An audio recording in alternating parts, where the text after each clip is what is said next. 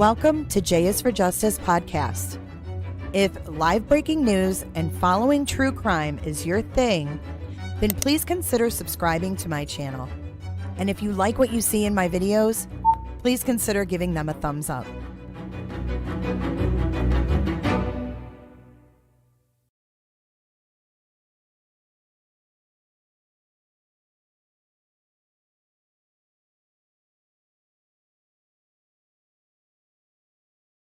Good morning, everyone. Thank you for waiting. Sorry for the delay.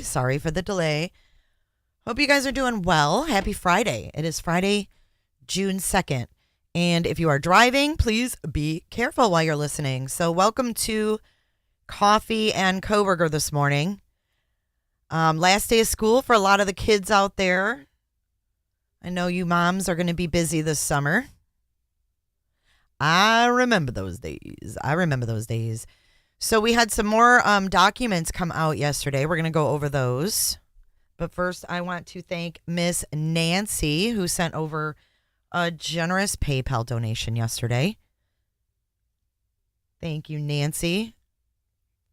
Or was it Cash App? Cash App donation, my bad. Thank you, Nancy, for your Cash App.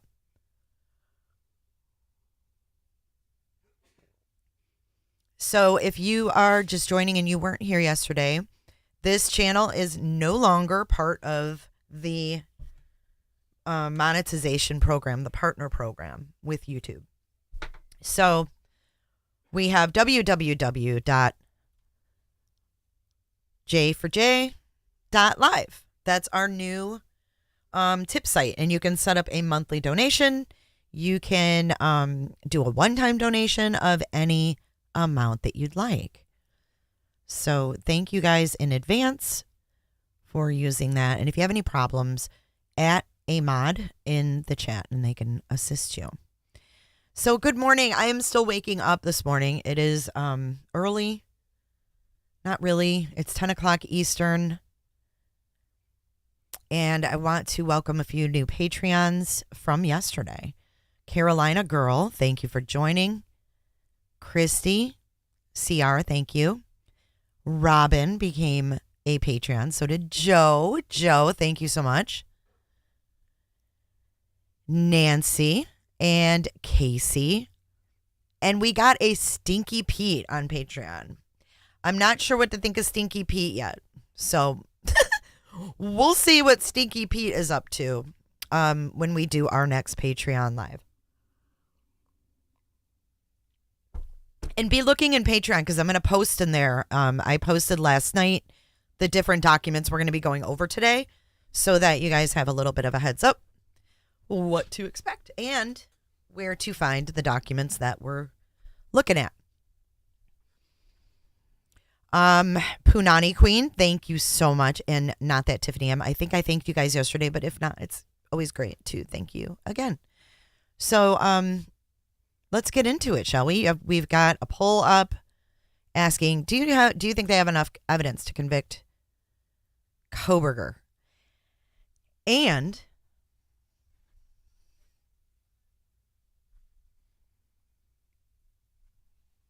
is that working? That's working. Good morning, fam. Good to see you. Well, jammers, don't get in a bathing suit. Just sit on the side. Oh, you probably have to get in. Are they little kids? Hey, Potato. We missed you yesterday. Hey, Angie B. And I'm promising at least once a week, streams in Patreon. But depending on how active it gets, I know our first one was like people didn't know what to expect. So as it gets more and more active and people get more and more used to going over there and doing the live streams there, then maybe we can do more. I mean, I'm open to expanding that Patreon as far as you guys want. So I am down for whatever you guys are down with. I want to thank Potato for sending over Brian's Strava things. We're going to be going over that as well. So let's go ahead and get into, and you can see my lovely dashboard. This is my Streamlabs OBS desktop. And if you are a creator or you want to be a creator, in the description of this video is a link if you would like to download and join the Streamlabs OBS desktop. This is for the desktop version. It's a lot easier to use than straight OBS. You have to pretty much have some kind of like technical skills for that. This you do, but you don't. I mean, you can learn it. There's a lot of tutorials and a live chat with someone from Streamlabs if you have a problem, which I haven't had time to do. So our alert box is probably going to be hit and miss today. Hello, beautiful Auntie Cheryl. All right, I'm trying to think of any other housekeeping issues that we need to discuss. He then wants to know, anyone know why the tinfoil Patreon is sold out? That one is like the one that was grandfathered before that. I had that one when I was monetized, and that one's like grandfathered in. So I had to change it. I changed the tiers, rather. So just a little bit of changes. But if you have an issue, feel free to email or reach out to one of the mods in chat. All right. Kitty Cat, I want to thank you for subscribing as well. So let's get this party started. All right.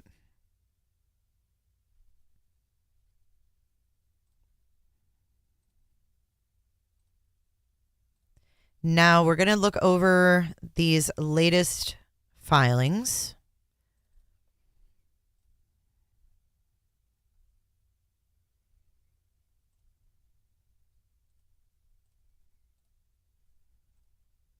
Maybe. Yeah. Okay, so here we go. So we have on the 31st rather, order to seal AT&T, order to seal Google, order to seal Reddit, and Snapchat, and Strava, and TikTok. So we have all of those that are newbies. But what was interesting is when you go back up, we have, and I don't know, we're going to look through these because I know some of them are repetitive, like they didn't get them back. But let's take a look at the Strava. So Strava is a running app. It's kind of similar to like, what was that other one called that was really popular? I used to have it on my phone. I can't think of it offhand, but it was a really popular running app. But that's what this is. So it tracks your runs, it tracks your location and your speed and all of that good stuff. So let's go down.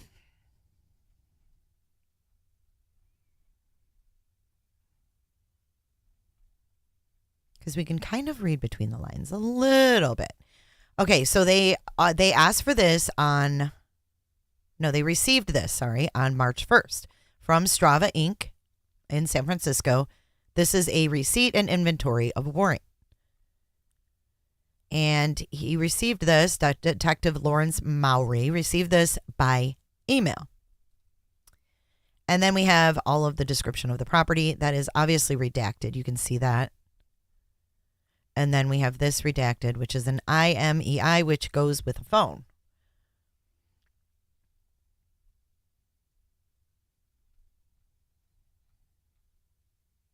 And then we go down here and it says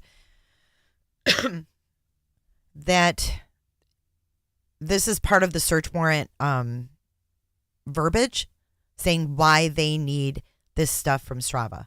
So it says that there is probable cause to believe that the property referred to and sought in or upon said premises consists of information relating to the investigation into the crimes of homicide and or burglary at 1122 King Road, Moscow, Idaho, occurring on or about November 13th. On all Strava accounts linked by recovery email, cookie, Android ID, creation IP, or phone number associated with the following identifiers. And then this is all the stuff they want from June 27th, 2022 to December 30th, 2022. Real name, athlete ID, IP address, email addresses, physical characteristics, personal information not limited to physical characteristics, payment information, commercial information to include but not limited to records of purchases, biometric information, internet or other electronic network activity information, session logs, geolocation data, but not limited to physical location of the recorded activity, all activity logs and connected devices, all segments, routes, challenges, clubs, friends, follows, contacts, electronic, visual, or similar information to include, but not limited to, photos. And then it says they have 14 days to give it back. And then they got it back and they put it in front of the judge and they sealed it. Okay, so now we're going to take a look at the route.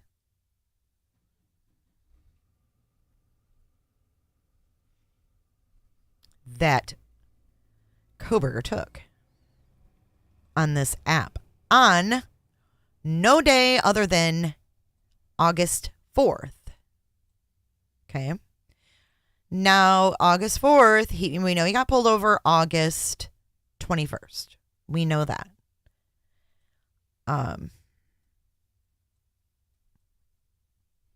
But let's look here. So he went 1.38 miles, and he did it in 6 minutes a mile.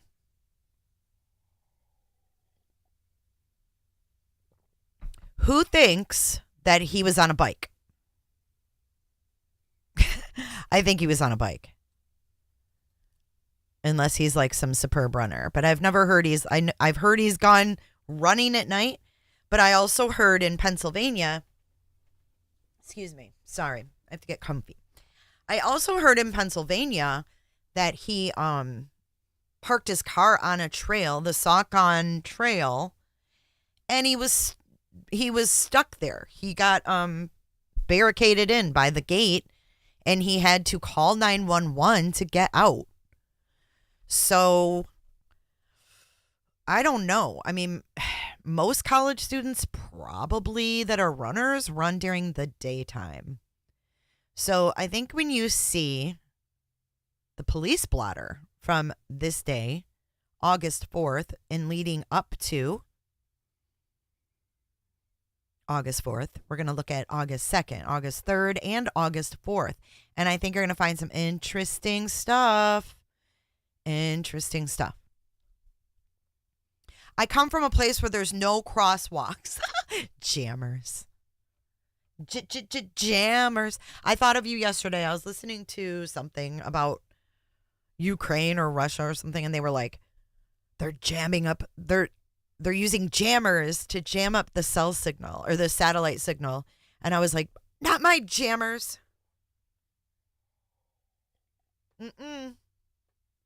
Not my jammers. All right, let's take a look at the police blotter, shall we? Let's do it. So let's see what was going down. Let's look at this other route. Or is this is the same one, just satellite view. So let's make that baby a little bit smaller. We'll put it over here next to the doggies. And then we'll blow this one up. So from what it looks like on here, he ends up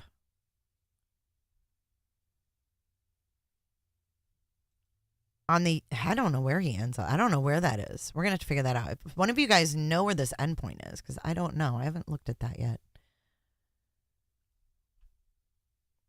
Yeah, I mean, running, like calling the police at 4 a.m, like, hey, I parked my car back here and like I got stuck because I got locked in. So what I'm thinking, that's a little sketch, because don't like public parks usually close at dusk or something? You know what I mean? So if he called later, like, why did he leave his car there so long?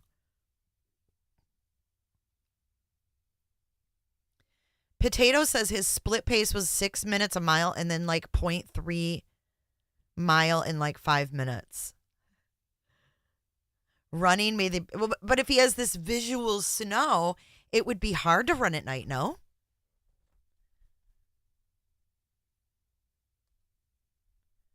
Yeah, like he had his car there for some freaking sinister reason.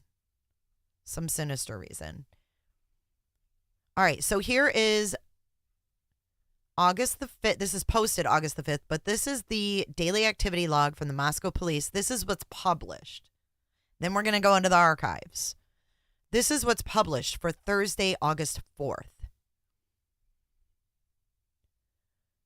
First, we have suspicious circumstance at 12:42. OMG.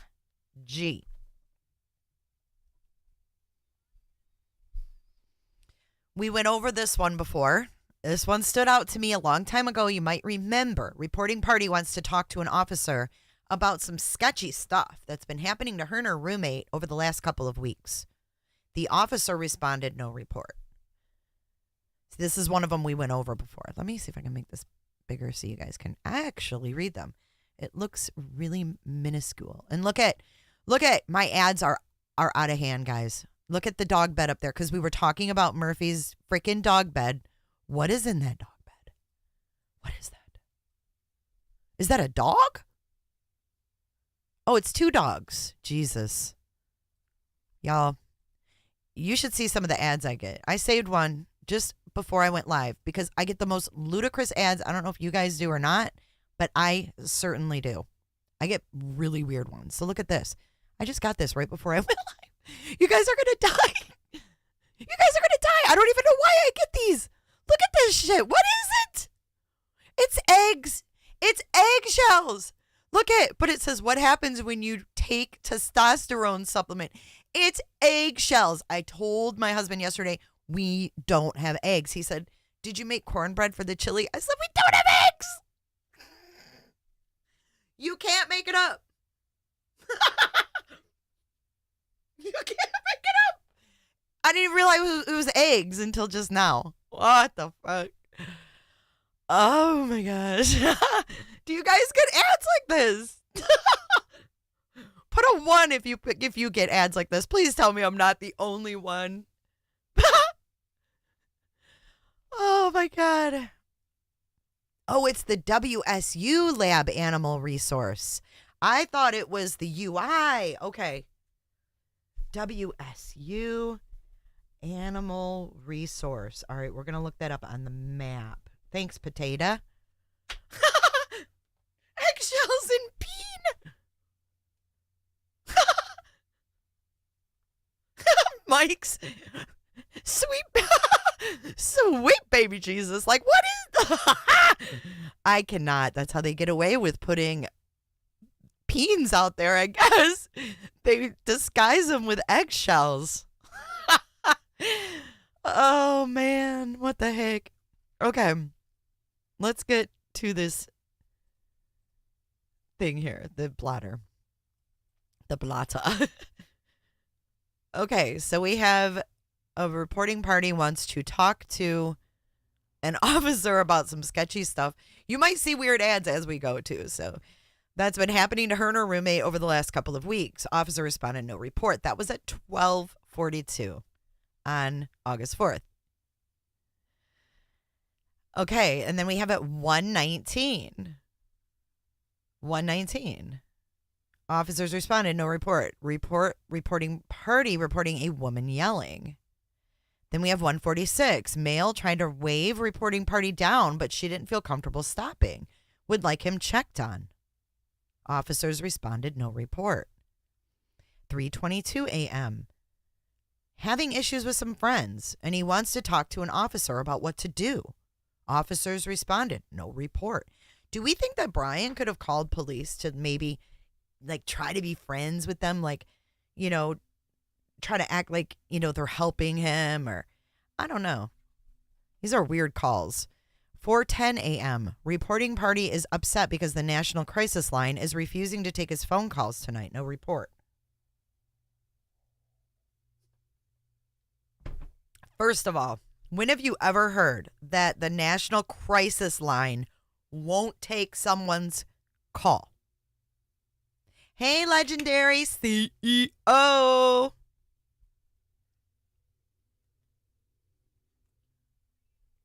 Bring it on, woman.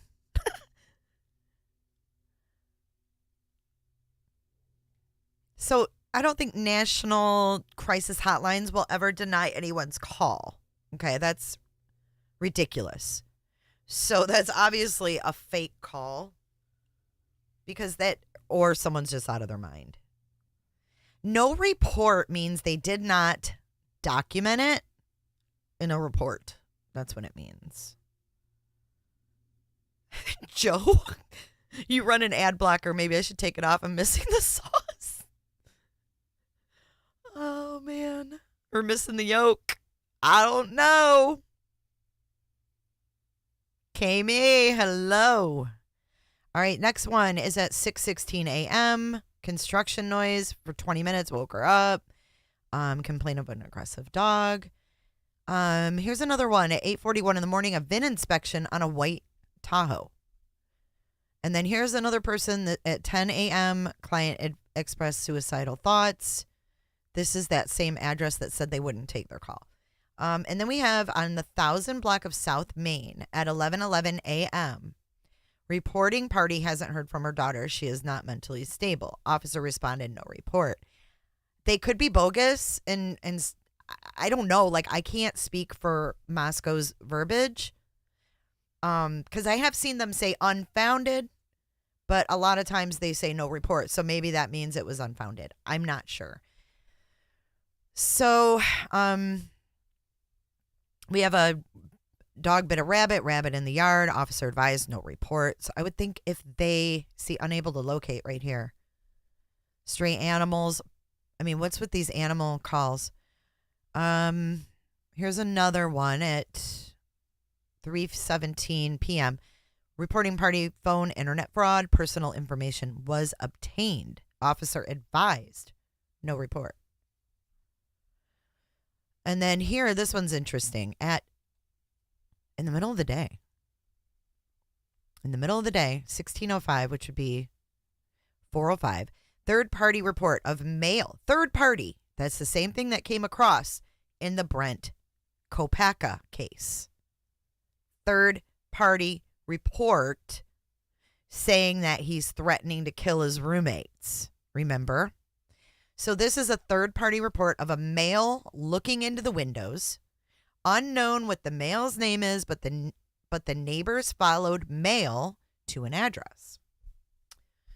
Officers responded. There was no report.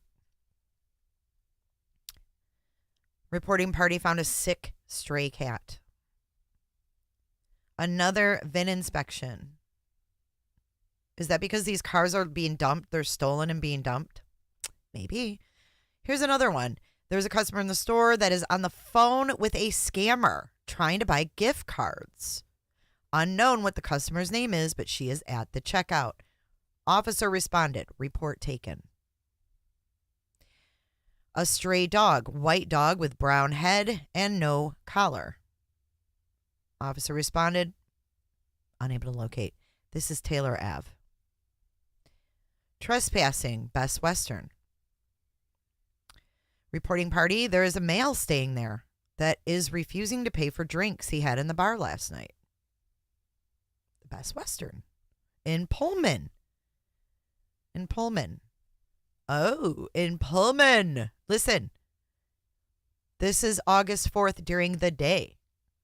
So last night, the 3rd into the 4th, the Best Western in Pullman. God, there was a lot of calls. There's been a lot of police blotter calls there. A lot of drug calls there. Male staying at the hotel. I guess that's in Moscow. Best Western Moscow. Because this is Moscow police, duh. Medications stolen in the last 2 to 3 days.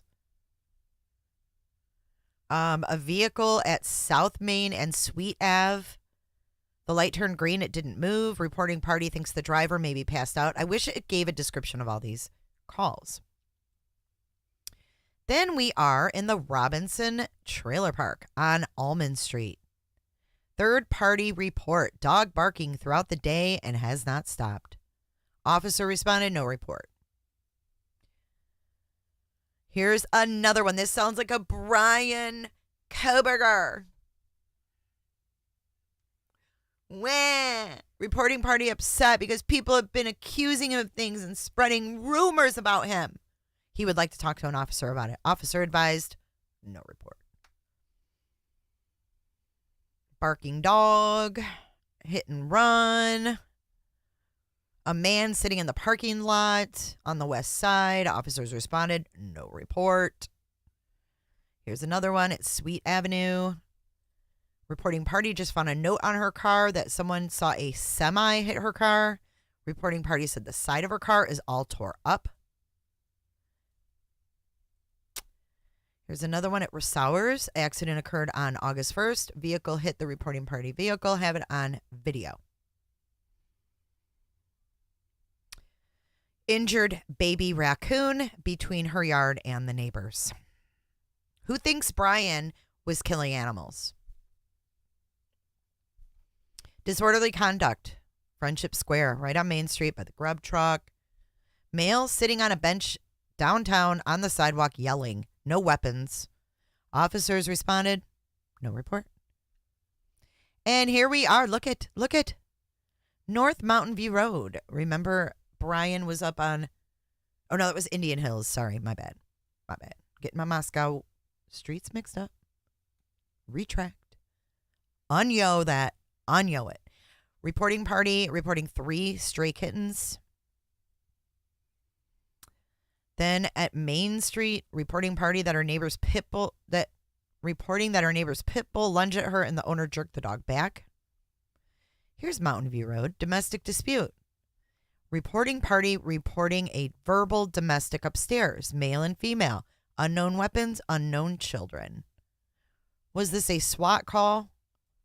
Because the officers responded, no report. AutoZone. Reporting party said they have lost all communication with the store. They got an alert saying network failure and phone failure. AutoZone. Reporting party reporting that her vehicle was stolen.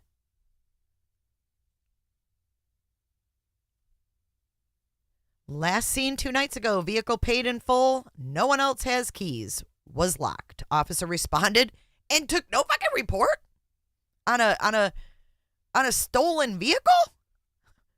What? I don't get that. Make it make sense. Make it make sense. Here's one on 400 block of Taylor Ave. Loud party. Alcohol involved. States this is a regular occurrence. And this is just like 15 minutes after this car was reported stolen too. A stray German Shepherd in the bushes by the UI sign. Stinker station.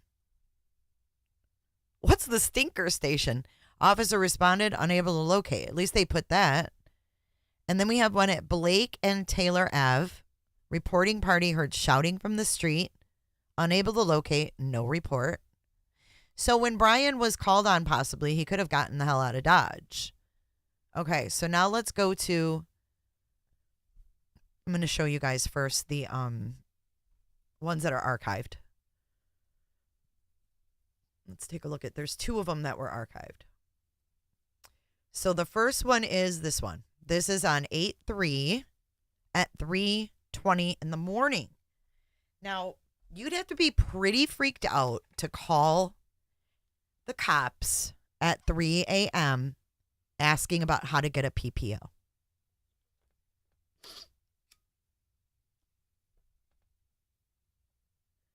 You're calling at 3:20 a.m. You are feeling like you need to get this and you need to get it now because everything else that you've done hasn't helped. That's what I get from this. You guys let me know what you think about this. Hi, Cherie. Cherie. I just feel like that is a really odd time to call the police to request a PPO or how to get a PPO, rather, you know? I just think that's interesting. All right, let's take a look at the next redacted, which is on the 3rd as well. Or no, this is on the 4th. I put the wrong date. Sorry. This one's the 3rd. This one is the 4th. They got it ready in a day. No contact order needs picked up from the court clerks and served. Officer responded, no report.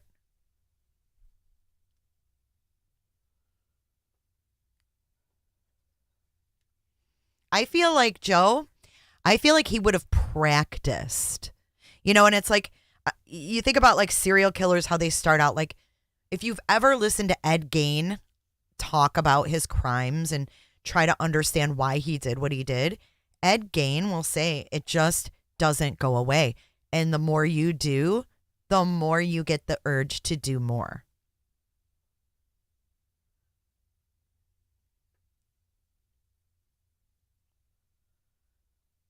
$3:20 a.m. Is this significant?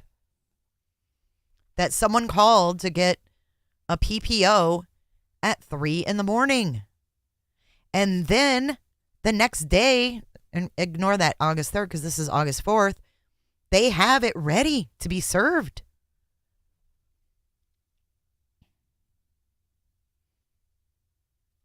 So it's desperation. I agree. Or this is a stalking incident. This doesn't necessarily have to be a domestic. This could be a stalking incident. If I'm being followed home from the bar and this shit ain't stopping and maybe someone's getting a little too close and following me, or I'm getting, something is going on, and I just got home from the bar and I'm sitting around talking with my friends and I'm like, I'm fucking calling the police because I can't do this anymore. Hey, KKS, puff, puff, pass, honey.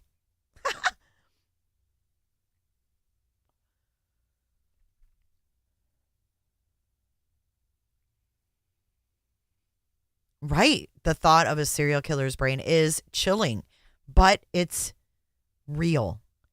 And you know what was interesting that I found out, you guys? Here's a random fun fact. And I think this is going to blow your mind because it blew mine. And I'm going to do another podcast on this because I think it's interesting and I think you guys will find it. So they did a study. The FBI did a study.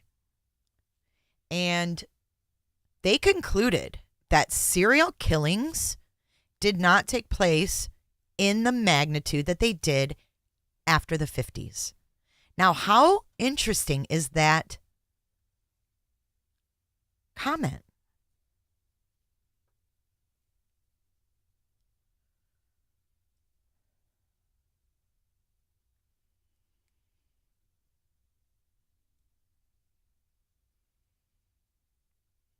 It's not about, but Tina B, it's not about the cops caring. They called about the process for getting an NCO, no contact order / protection order in place. They just asked about the process. They went to the courthouse the next day and had this bad boy ready to be served on the 4th.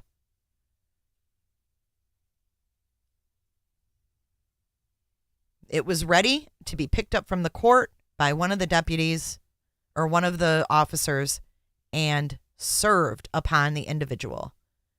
Who that individual is, we don't know, but this person called, did the right thing, found out how to do it. Sounds like they did it the next day, and it was served.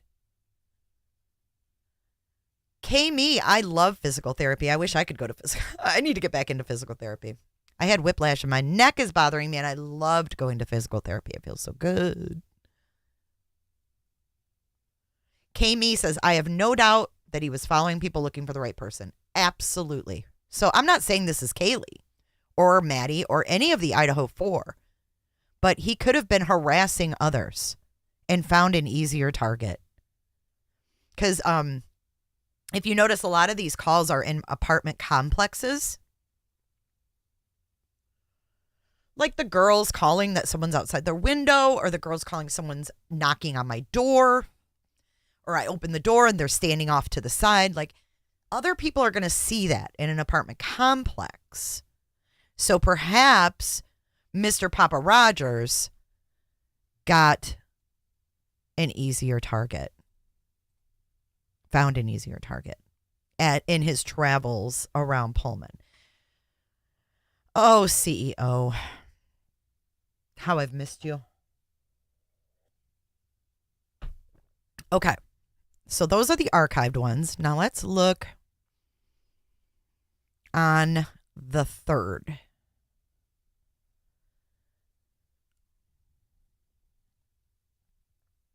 Lots of dog calls, graffiti at the UI library.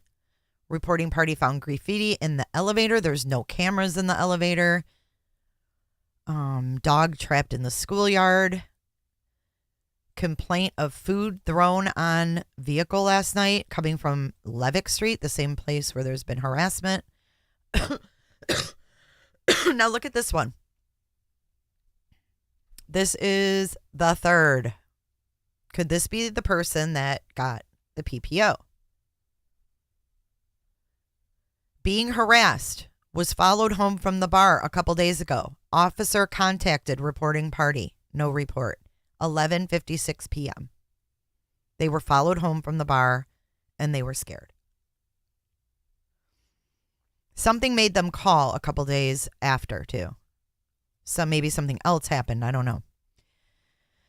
2 border collies. If you remember, one of the dogs that was found skinned. I don't think that's a frat joke myself. Was a border collie. Buddy was a border collie. Owners don't obey leash laws. And someone's calling at 12:35 p.m. Fire planter box on fire. MFD and MPD extinguished the fire. Someone put a planter box on fire. A vehicle break-in. Someone called about that. Patient acting aggressive and refusing to leave at the Moscow Family Medicine. Burglary. White Ave at the mini storage. Someone broke into a storage unit and they did take a report on that. And then they needed another VIN number. And then here's a welfare check. Reporting a subject that may need assistance. The officer responded unable to locate. But they did take a report. Pullman Walmart. Reporting party advised he purchased a gift card at Walmart, but it turns out it was already used when he got it. Dog left in hot vehicle. Officer responded no report. Suspicious person. Complaint of suspicious person who followed reporting party to gas station. Officer took call. Computer report. Parking problem. Vehicle blocking the eastbound lane. Welfare check. Officer attempted to call reporting party with no officer, whatever that means. Male yelling angrily. Can't tell if he's yelling at anyone, but said he normally is walking around town yelling to himself. This person said she was harassed. She was yelled at and mistreated in Walgreens. Vehicle fire at Elm Street at the Delta Gamma. Complaint of vehicle smoking. And then Taco Bell, erratic driver, almost hit people. And then a driver veering over the lines. Okay. And we're going to take a look at one more page on here before we move into Papa Rogers. Or we're going to look at the map for the animal thing first. So let's go down to August of 2022. These are the archived police reports. So if we go to, let's see, 84.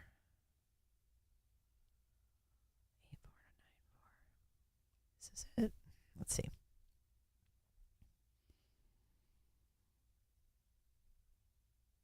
Yeah, this is the sketchy stuff call. I think we already. Yeah, we already looked at that one. Okay, so I know which one we need.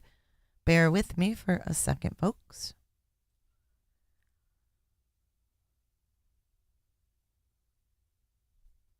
See, why do they archive the same one? It's so weird what they do. 8.3.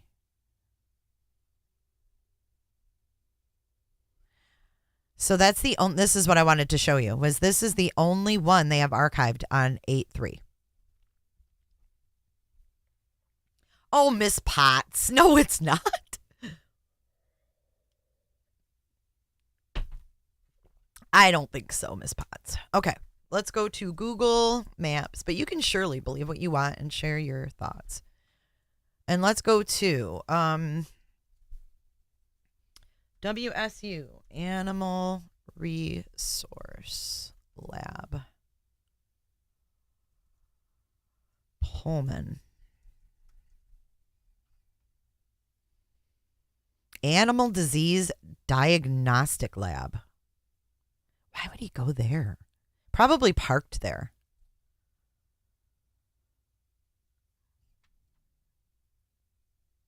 What did he do here? Did he take the dog there? Like, what was he doing here? Goat testing? What? Diagnostic testing. We consult with veterinarians.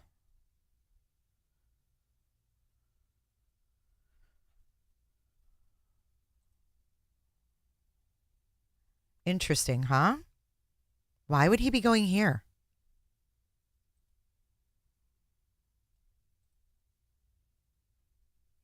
Olympia Ave. Maybe he was just parking here. Oh. There's a fucking lookout. There's a lookout. What can you see from here, guys? What is that down there? There's a big, huge lookout here.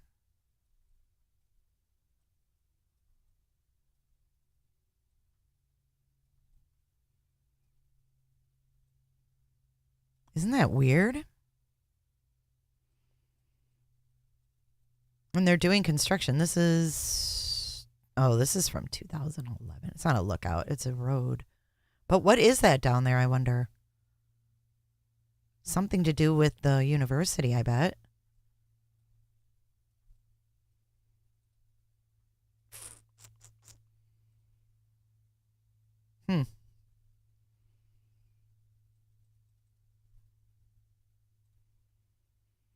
Interesting. Let's see. Look, Rogers, Orton, Playfield. Washington Animal Disease. Veterinary. Why would he be by the vet thing?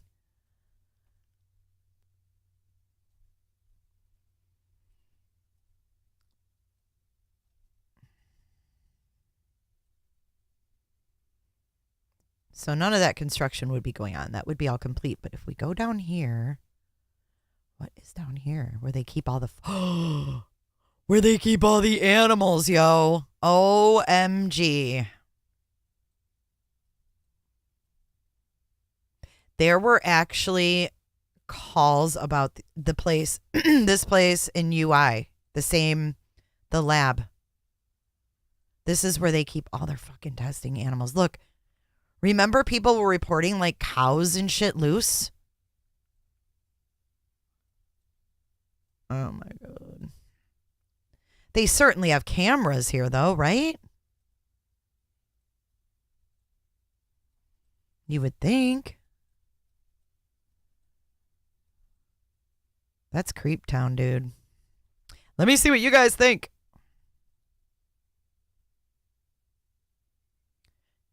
Goat testing.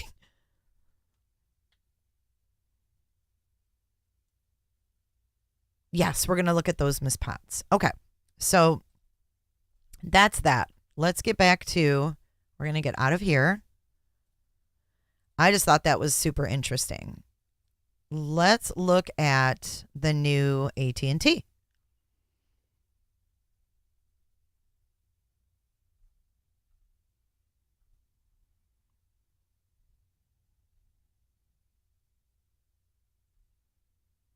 So they ordered this on 4/18/2023. So April 18th, just not that long ago. What date was Bailey arrested? Back in February or something? That was a while back.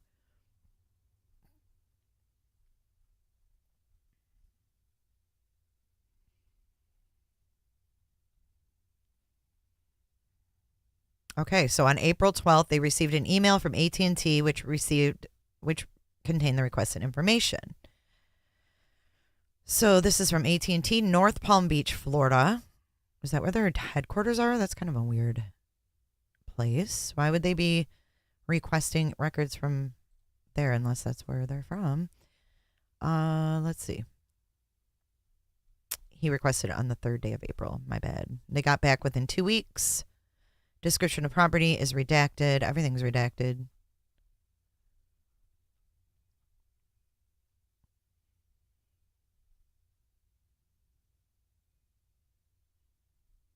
Let's see here. Oh, here we go. Okay, I haven't seen this one. This is the one that Potato was showing me. AT&T wireless number subscriber name unknown at this time. AT&T wireless number subscriber name unknown at this time, to include both historical records and real-time provisional records. All customer and subscriber information, including addresses, phone numbers, social security numbers, date of birth, name, address, any other identifying information, device identifiers, serial numbers, MEID, ESN, IMSI, IMEI, SUPI, activation date, deactivation date, point of purchase or location device was purchased if applicable. Device purchase. This is specifically to include date, time, and location. These are burner phones. These aren't unknown people. I don't think. POTS. I think this is burner phones. That's why they don't know whose name they're in. So they want the date, time, and location of where the device or any prepaid refill cards were purchased, as well as any information maintained about the purchase, store name, store number, terminal number, and amount of purchase. Any email addresses associated with the account, call detail records, cell site information, call detail records, all identifiers, cell site locations for all service provider cell sites, sector information, location, approximate, current, information received by cell towers, radio frequency signal strengths. The geographical constraints of location will be limited to the U.S.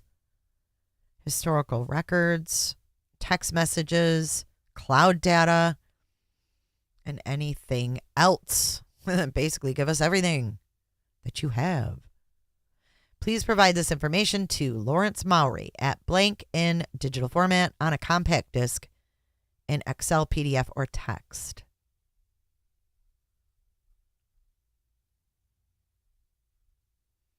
And then let's see what they came. Oh, that's it. So I think these are burner phones. I think they know he purchased burner phones and refilled them, and they're trying to find out the identifying information behind those. So I don't know. They did get something back, though. Here's Google. There's the warrant for Google. Let's see if this says anything new. This is from March, February. Okay, so on February 24th, Detective Mallory obtained a search warrant.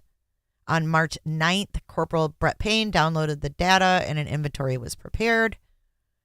A copy of the inventory was emailed to blank and blank.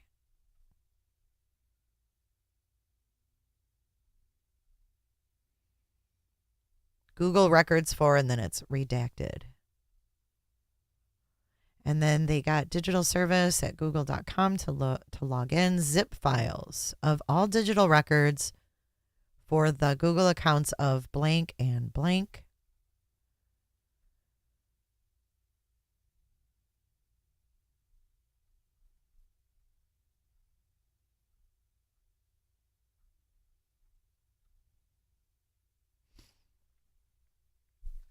So what they wanted was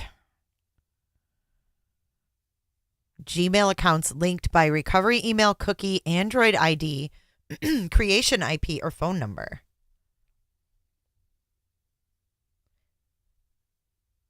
Associated with any of the following identifiers. So are these blank on purpose, or is there something written there and it's redacted? Same with these 2 bullet points. What do you guys think? And they're asking from January 1st, 2021. 2021, guys. January 1st, 2021. And look at everything they want. 2021? What?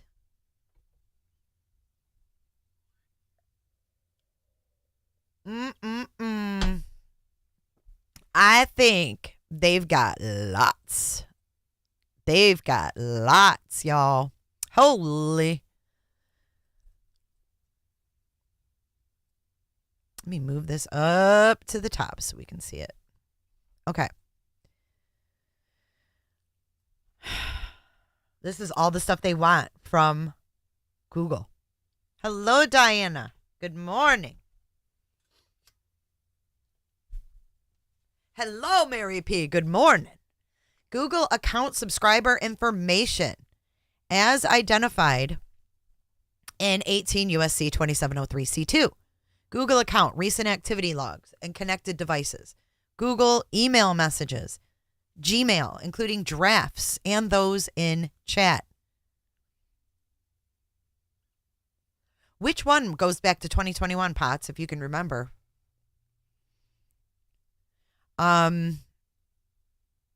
Account information and transactions, calendar events, people contact files, photos, videos, and albums, and associated metadata.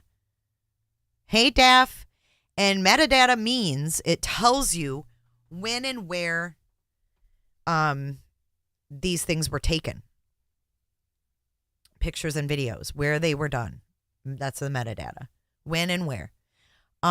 Keep titles and the notes, hangouts and chats, messages including attachments and photos, such as photos, location history, location data and deletion records, my activity, searches and browsing history, including activity from web and app activity, Google Assistant, and Google Home. Now you got to remember, hey, Hope, that Brian had an Android. So it's going to be Google everything because it's Android.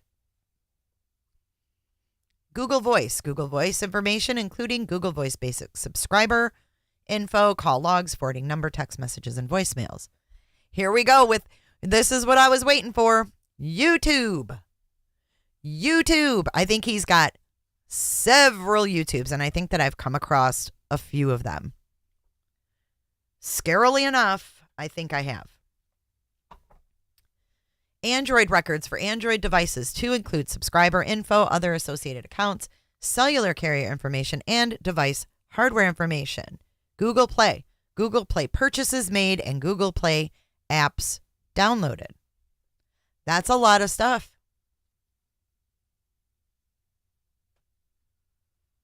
That's a lot of stuff.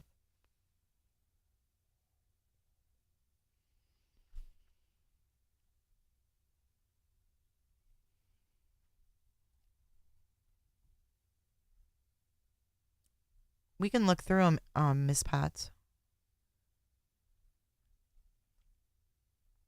And they got whatever they want, whatever Google returned, they have it. Or wait. Yes, they did finally get it back.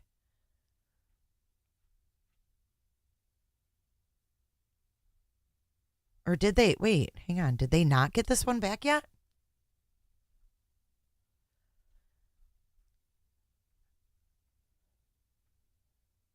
They extended it to April 6th.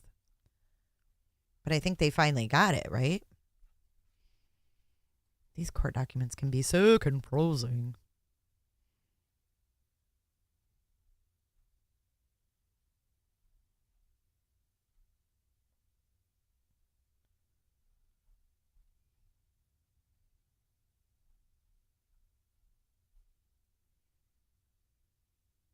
Oh, yeah, he said Brett Payne got it back. That's right. I remember now. I remember now. Okay, so let's look at Reddit. This is what caught my eye. This is the first one I looked at. That's why. Okay, so this matter became signed by Megan Marshall on 5/31. And this one is for Reddit. And this is where we're going to get into Papa Rogers stuff. So on 26th of January, 2023, they requested from Reddit, and they got entrance by email to get the said stuff. And it's all redacted. But we have a phone number and an IMEI number redacted. And then if we go further down, this is where it gets good. Okay, so email addresses. So they're asking for anything related to Xana, Ethan, Madison, or Kaylee. But if you look here, blank and or blank and or blank. And those are email addresses. So there's 3 emails that they're specifically looking for on Reddit. And they're looking for June 1st, 2022 to the present. June 1st. I think maybe they went back to January 1st, 2022 for the knife on Amazon, if I'm not mistaken. That was 2022, though. That other one went back to 2021. So they want all subscriber information, Reddit user, subscriber known, legal name, identity, the email, phone number, Reddit display name, Reddit account creation date and IP address, timestamp and IP address of Reddit account logins and logouts. Addresses, date of birth, gender, billing information.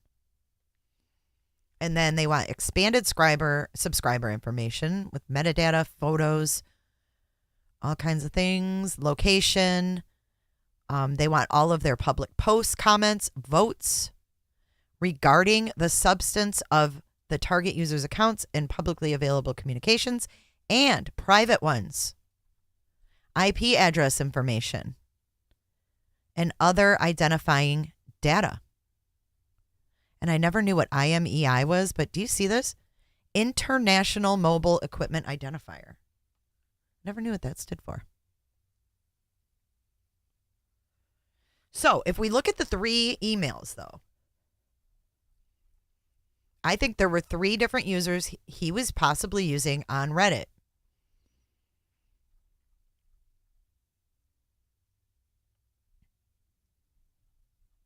And I think that those 3, and let me close this and move this over. I think the 3 are inside looking, outside looking, and Papa Rogers. Thank you, Suzanne. Thank you. June 1st, 2022 is the same time KEX, BF, and DM moved into King Road and 4 others moved out. 1 other never moved in, and DM took her spot. Payments on Venmo.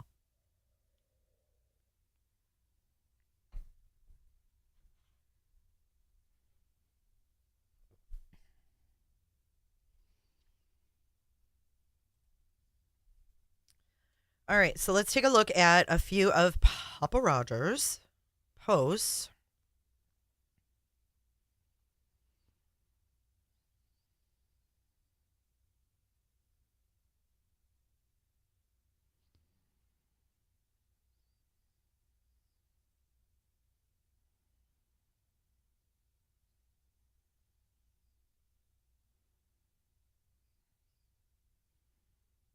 Give me a sec. And you can take a second here and give this video a like if you do. All right. Airdropping now.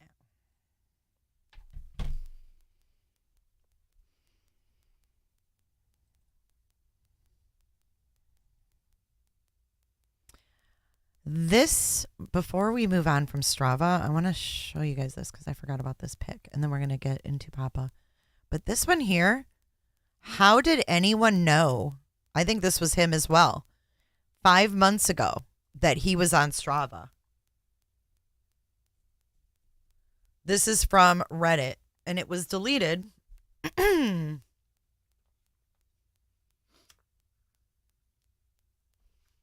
Why did he want to put all these clues out there, though? You better not leave, CEO. Unyo that comment. So 5 months ago, someone posted on Reddit that Kohberger Strava run on W.S.U. campus. And then they went on, if you go to the thread is still there, but the original post is gone. I think he's talking to himself.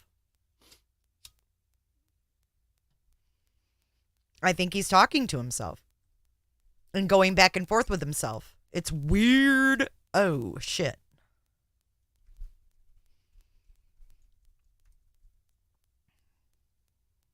So we have inside looking and outside looking and Papa Rogers. And I don't know if there was an inside and outside looking on on Facebook. But I know inside looking and outside looking was on Reddit.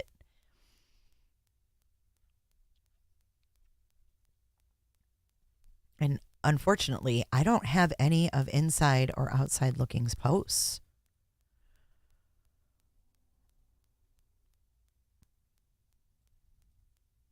All right, so here is kind of what I laid out here. And 8675309 is the number. But the 3 emails I think are inside looking, outside looking, and Papa Rogers.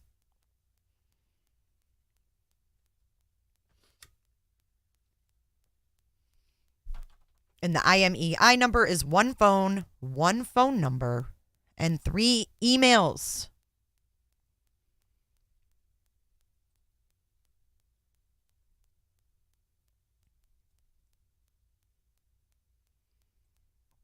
Oh, I don't want to show that one yet.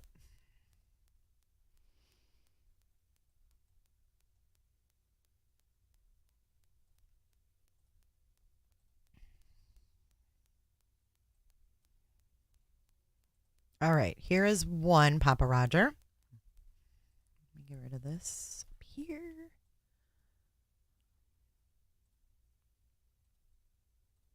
Okay. Papa Roger says, I'm angry that I can't even have a break without people talking smack about me. My fishing trip was good. Caught a 32-pound trout, which is a personal best. Leave me alone, please. I'm safe and well, just needing some time out. It's been very stressful the past day or two. Thanks. I didn't get a date on this post, and I wanted to know what date he wrote this, but there was no date. The screen grab that I got, it was no date.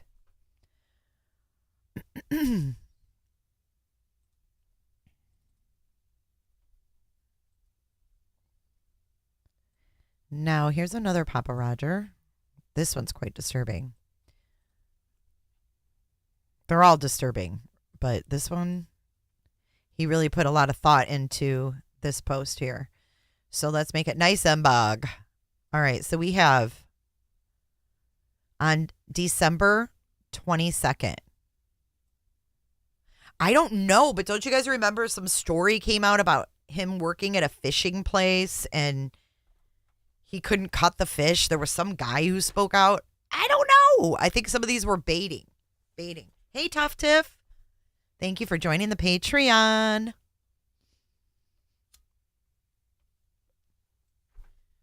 So on the 22nd of December, he says, I know this won't be popular, but this is where I think the victims were found. Well, if Payne and Fry go fishing together, then that's why he said that. He's a dick. He tried to make it look like the cops did this. The cops didn't do this, you guys. The cops didn't do this. 3rd floor. Why does he have them in the wrong room, right? Or are they in the right room? Were we told the wrong room because that's between them and the perp? I don't know. They would definitely they would definitely have things that only they and him know. They're not going to release what they all know.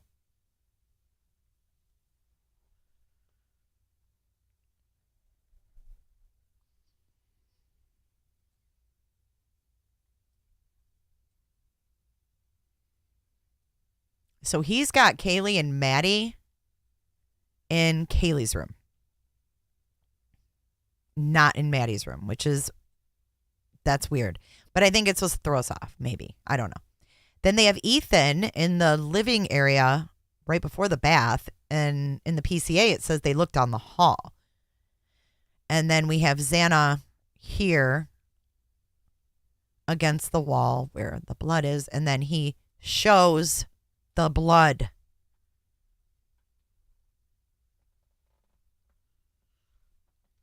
He shows it. He shows where the victim is, and then he shows a picture of the blood.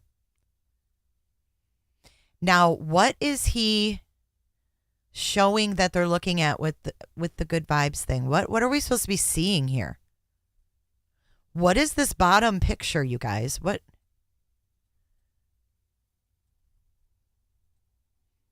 is he pointing out? What does he want us to see?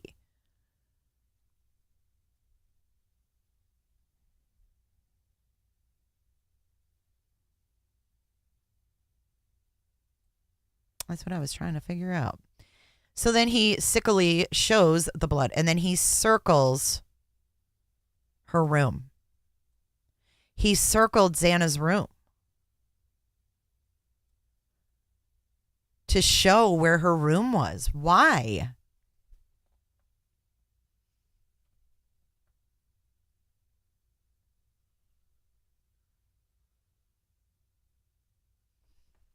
Good thought, Mary. If BK did do the fish filleting job, he could have done it to get over his yucky feelings. Mm-hmm. He very well could have. You're right. It could have been something he tried to do.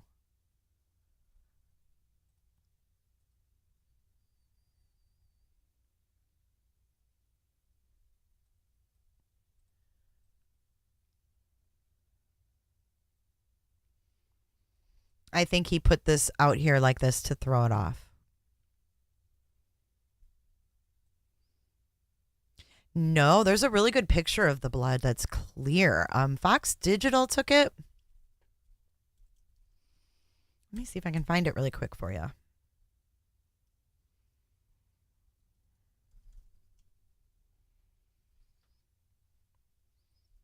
Yeah, here it is. It's pretty clear. I'll show you. It's absolutely disturbing. This is a screenshot I took, so that's why that's all blurry, but here's the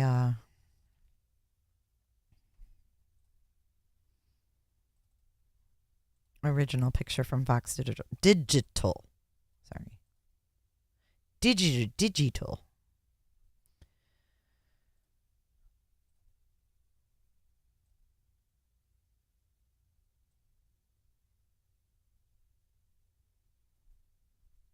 Okay, here it is. Very clear. That's clearly not rust. I hope you guys can see it good.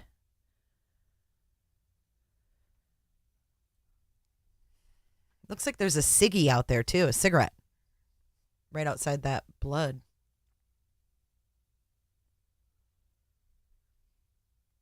No, this is from Fox Digital's photographer. And they shared it on Fox Digital. Fox Digital, I believe, is a little bit different than Fox News. They're the online circuit. Right, but why is it wrong for Payne and Fry to be friends? Like, what? That doesn't mean they unalived these students because they're friends. A lot of cops that work together are friends. My sister was a cop and she only hung out with cops. You know what I mean? No, that's definitely not berry drippings. That's definitely blood. It's sick.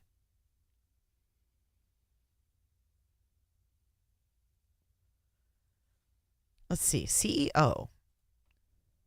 The legendary CEO.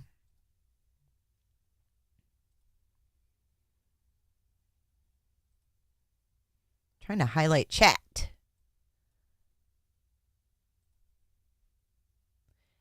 He says, strange how people are so convinced one way or the other about Kohberger's involvement. Beyond the PCA, PA warrants, Washington warrants, we don't know anything, LOL.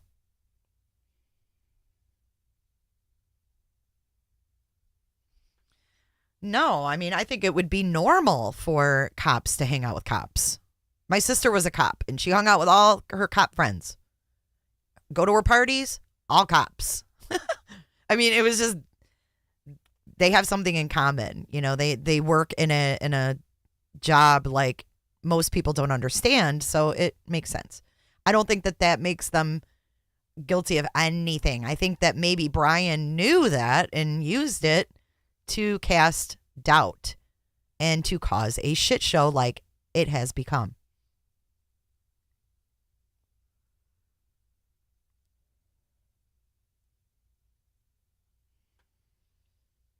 I think a lot of cars were being stolen and things like that. But all right, let's move on. Let's move on.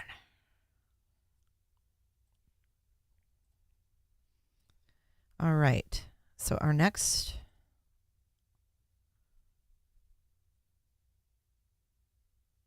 Oh, this is interesting too. I caught this. Let's talk about this for a second. In the search warrant, Detective Lawrence Mallory and Detective Neil Uhrig of the Post Falls Police. Why is Detective Neil Uhrig from the Post Falls Police involved in this warrant for Reddit? Who's Detective Neil Uhrig of the Post Falls Police Department? Why would Post Falls be involved? Yeah, no meetings on Fridays, dude. That's terrible CEO business. You always plan them on Mondays. So what do you guys think? Detective Neil Uhrig of the Post Falls Police. I've never heard of the Post Falls Police being involved in this investigation.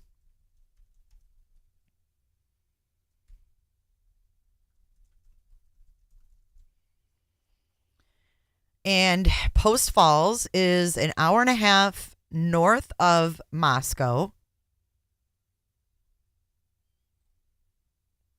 I'm going to give you a screenshot of a map to show you where it's at. It's up by Kaylee's house in Rathdrum. Very close to Rathdrum. That could mean that Kaylee could have been the target. Because maybe when she was at home, she had contact with the police department at home. See how close Rathdrum is? I don't know why it would be Post Falls, but interesting stuff.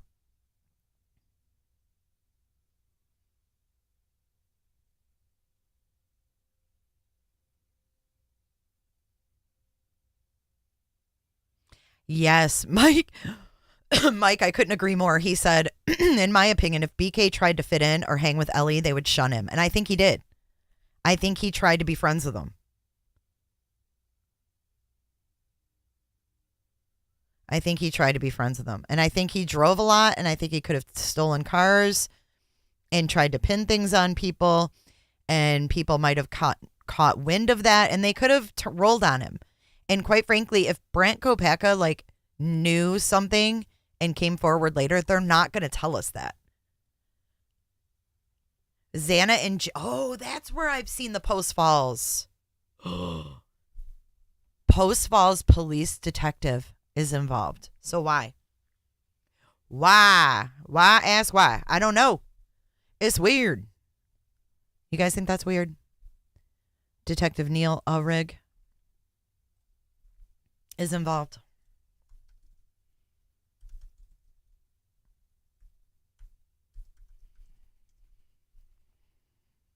Ooh. He's an experienced. Okay, I just looked him up. Neil Ulrich is an experienced digital forensic investigator. He is skilled. He is skilled in criminal investigations. And he's also been on Murder in the Heartland in 2019 on ID Channel.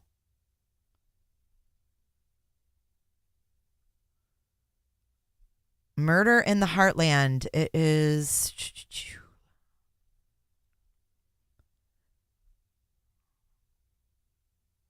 season 4. Oh, there's a trailer. Can we watch it? Sure.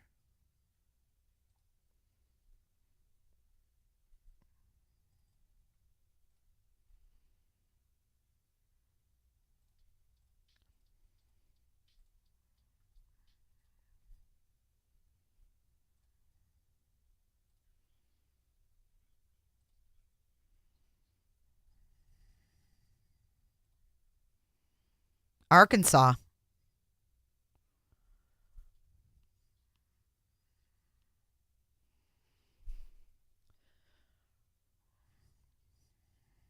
Missouri.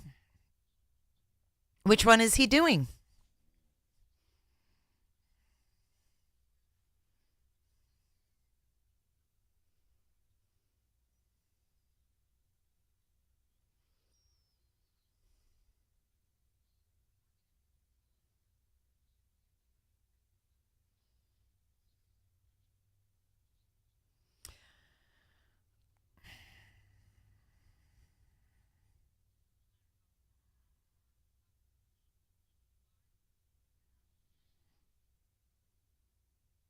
All right, so I guess he is on that show. Oh, God. We don't want to talk about flying cars. Look at the flying cars. I can't. Nikola Tesla. I can't with him today. But at any rate, you can watch this. This was from 2019, season 4. So whoever this Neil Ulrich is, he is in that show. And here he is, right here. He's on the Post Falls School Board. He is a part of the National Computer Forensics Institute.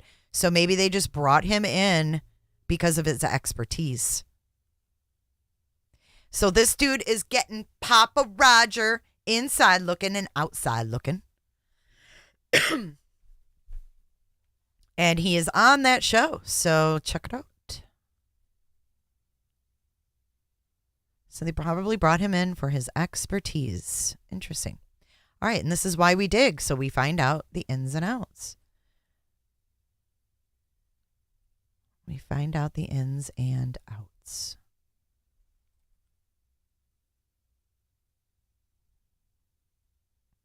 He had leukemia. Oh my gosh. This dude had leukemia before.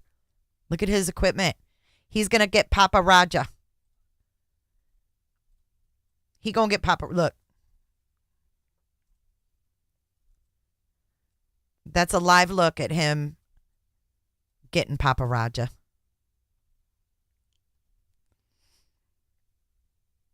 Tell me these cops don't know what they're doing. They do. I think Moscow needed some assistance from the FBI and, to be led in the right direction. But I do think that they conducted a very thorough investigation. I think that these warrants are out of this world, to be honest. We've never seen so much in an unsealed case, really. I mean, we get more details in an unsealed case, but we are still seeing quite a bit. We just don't know the results. But if the results were negative and they didn't have anything coming back in these search warrants, they wouldn't be able to hold Brian Kohberger. So they obviously have enough to hold him in the first place before they got all these recent warrants. And now they may have even more. Hello, Bonjour Nancy. Thank you for joining my Patreon. Appreciate you. Appreciate you.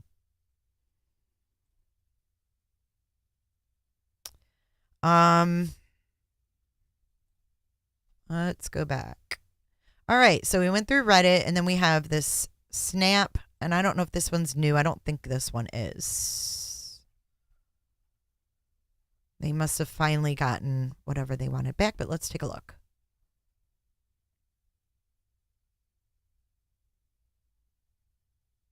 They did. On April 12th, they received an email from Snapchat, and they downloaded the items. And they have Xana with identifier blank, Kaylee with identifier blank, Ethan with identifier blank, and then blank with identifier blank, blank with identifier blank, and Madison Mogan with identifier blank. So do we think the other two are Dylan and Bethany?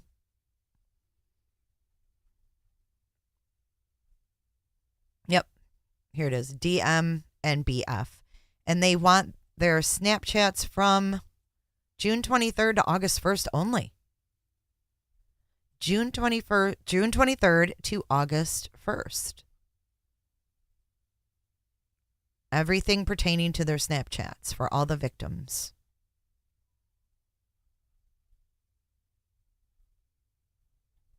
And they got it back and they sealed it. There's going to be so much digital evidence in this case. It's going to be sick. And then we have the TikTok. Let's see what this is about.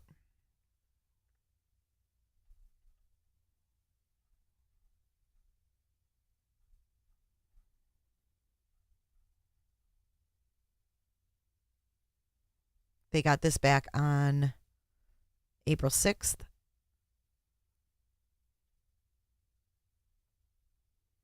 On April 3rd, they downloaded the inventory, and then it was mailed to blank, blank, and blank. And that's all redacted.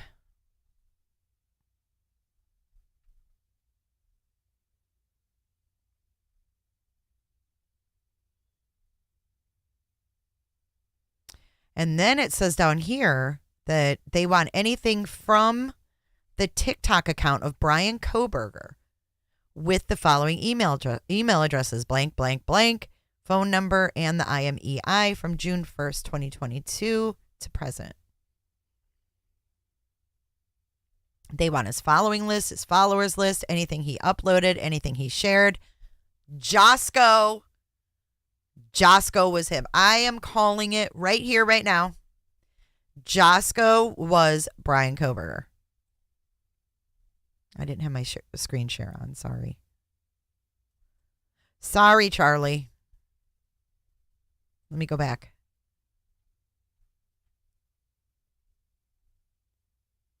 June 1st, 2022 to present. And then all of the stuff. And then down here, it says Brian Kohberger's TikTok. And they got all that back and they sealed it. So if it wasn't important, that wouldn't be here and be redacted, I don't think. I don't know. Maybe I'm wrong.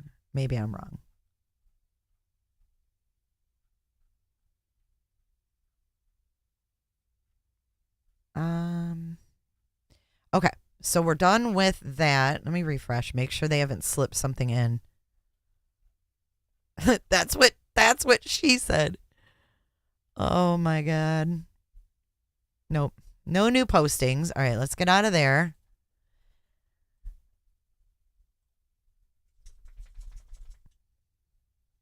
Now let's take a look at this. I think this is Kaylee's laptop. Extreme Networks, service tag blank, registered in the name of Kaylee Gonsalves. So I was looking up Extreme Networks. And I was like, okay, they make products, they make laptops, but they also have like cloud service. But then I found this part of the document and I was like, oh, it's a computer. So decrypted access to the following computer, Extreme Networks with the service tag. So they didn't ask for any computer info for the other victims, only Kaylee. Only Kaylee. And then another thing I noticed with the banking warrants was that from bank, wait, hold on, let me find the name of the bank. Bancorp or something. It's Bancorp or something, and all of them had accounts there. Why would they all have accounts? I'll show you what I'm talking about. And I want to thank everybody who, if you've just joined, my channel is no longer a part of the partner program. So if you would be kind to join the Patreon or to send a tip to the stream to keep it going, if you like what you see, I'd appreciate it. Thank ya. Or just smash the like. That's good too. Banner Bank right here. Let's go down, down, down. So they want financial records for the 4 victims and then 3 blanked out people. What do you think that means? Who are the 3 blanked out? Maybe the 2 roommates, but who's the 3rd person?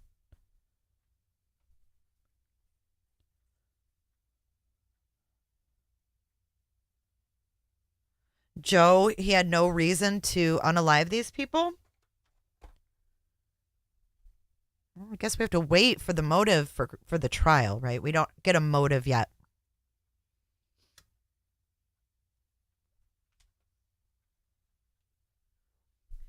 So why are there the 4 victims and then 3 redacted people from this bank? And why do they all go to the same bank? Unless it's something through school. Unless the school releases some kind of financial aid or something like that through Banner Bank. But they are headquartered in Spokane.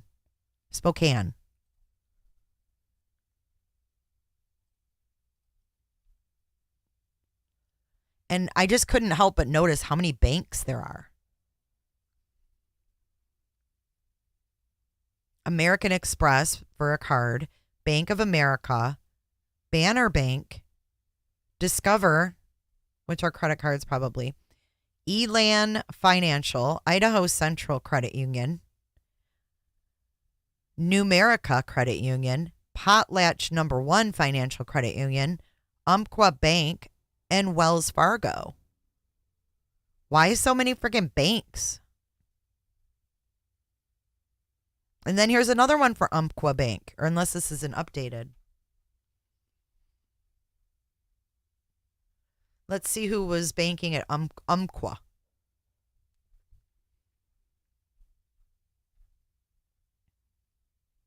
And they were requesting these early on, 5th day of December. On 11/19, they asked for a search warrant of Umpqua. And then they received it back on the 23rd.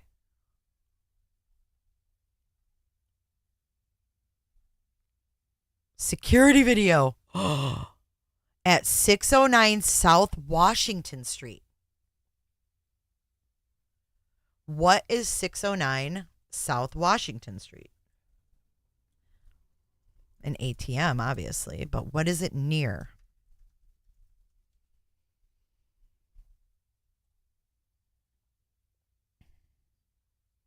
It's an actual bank. Maybe one of the victims went there and got money out before on that night.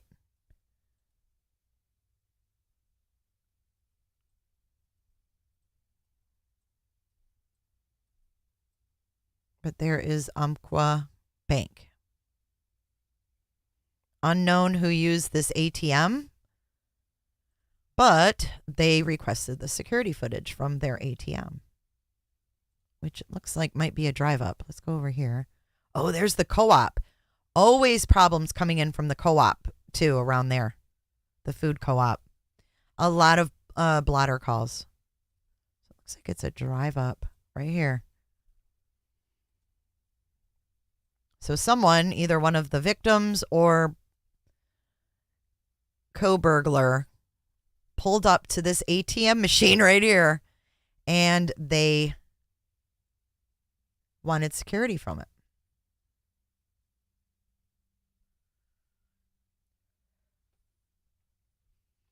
I do catch your drift, Miss Potts. I don't know. I think there's more. Okay, so this is my question for the people that A, don't think Brian did it, and B, think there's a drug connection.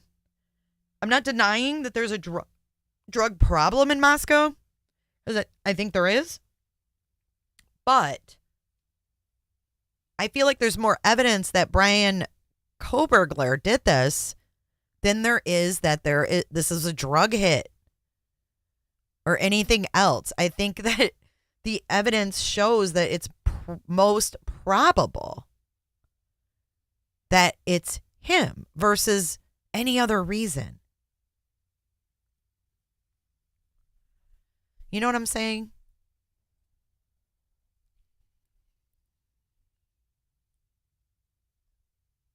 So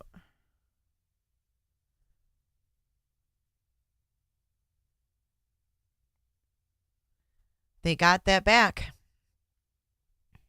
Oh, look, exterior. Oh, not just the ATM. They want exterior camera footage from November 12th at 9 p.m. to November 13th at 12 p.m. They want a 3-hour time frame of security camera from that building. Not just this ATM.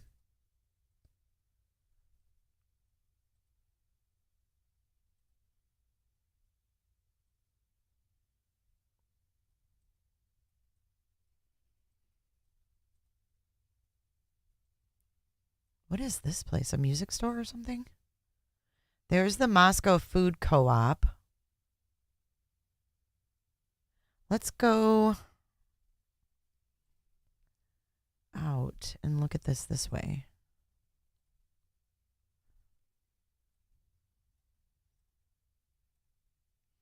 Let me make the map bigger.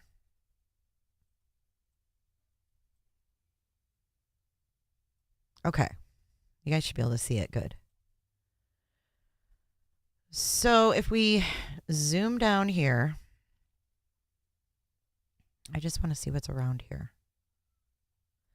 Here's the Mad Greek. It's right down the street from the Mad Greek. The Moscow Bagel and Deli. Slice Tap House.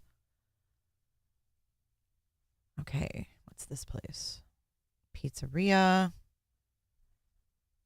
Let's take our little guy down here. Wait, let's move in closer. So this is 7th Street, between 7th and 6th Street. 6th Street.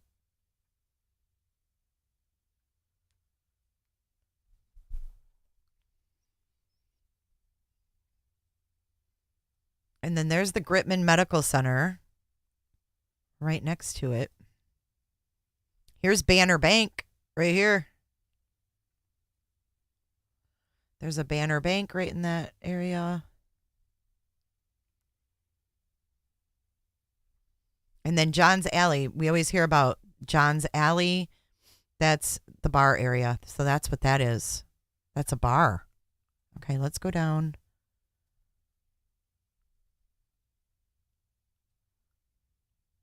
Was he asked at this bar? Is that why they want footage? Was he at this bar earlier in that evening? I'm wondering. There's a bike shop, a hair salon,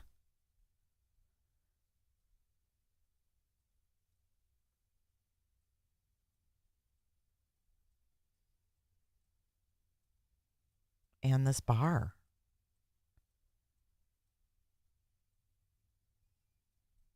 John's Alley.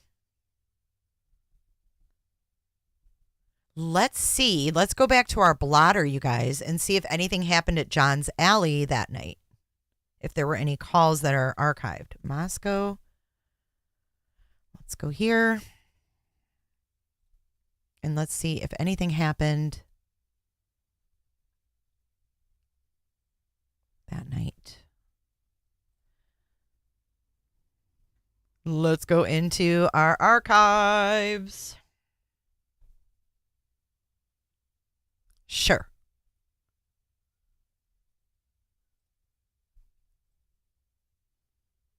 Okay. Hopefully you guys can see that.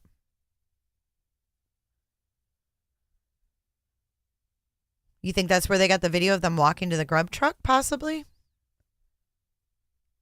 Let's see if anything weird happened that night. So if you guys want to go into here, you go to the archives, then you go to the published date, and it will organize them in order, and then click it again to get the most recent at the top.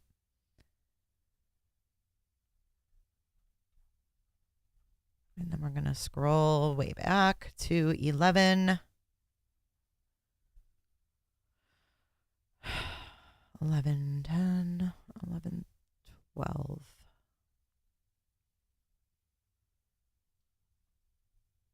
Would it have been 11? Let's see. They archived this one a month later, though. Let's see what it says. On 11/11. I don't think we want this.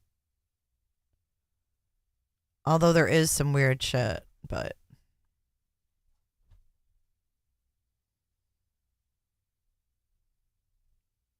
Dodge 1500 with engine issues, won't shift into neutral. Officer in tow responded. This is where Brian got pulled over on the 21st at Farm Road and Pullman Road.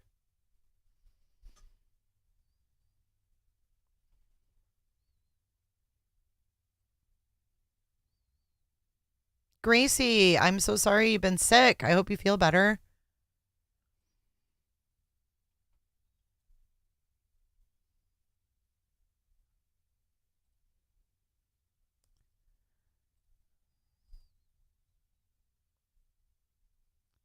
Oh.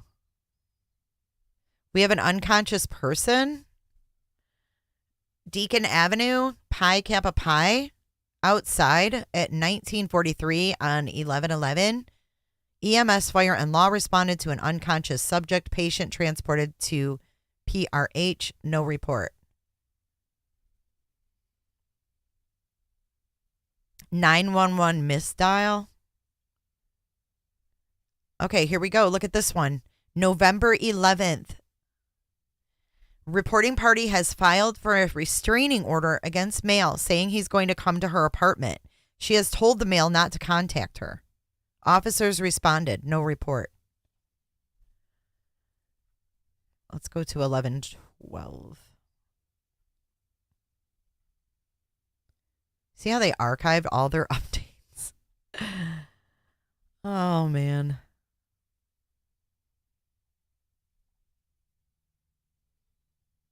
They published this Latah County Coroner's autopsy results on 11/18 at 7:54, and then on 11/18 at 8 a.m., they archived it. They archived it 6 minutes later. Why?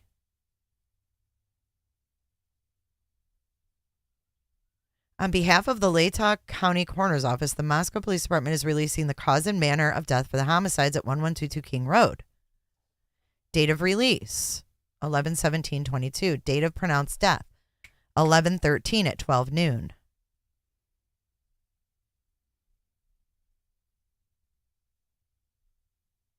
I don't know why this is archived. Additional info. Why would that be archived? Kathy, my butt. Let's see the other one that stayed up for longer.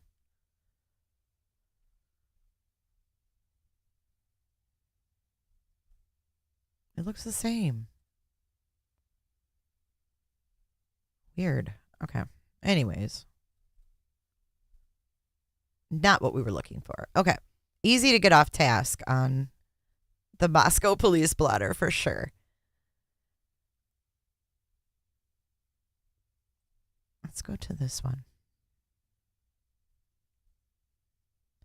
This is on the 12th at 12:44 a.m. reporting a noise complaint. A check on daughter who is not returning calls at 1:46 a.m. Attempt to locate. Officer arrested a male at Gritman Hospital. There's a suicidal person.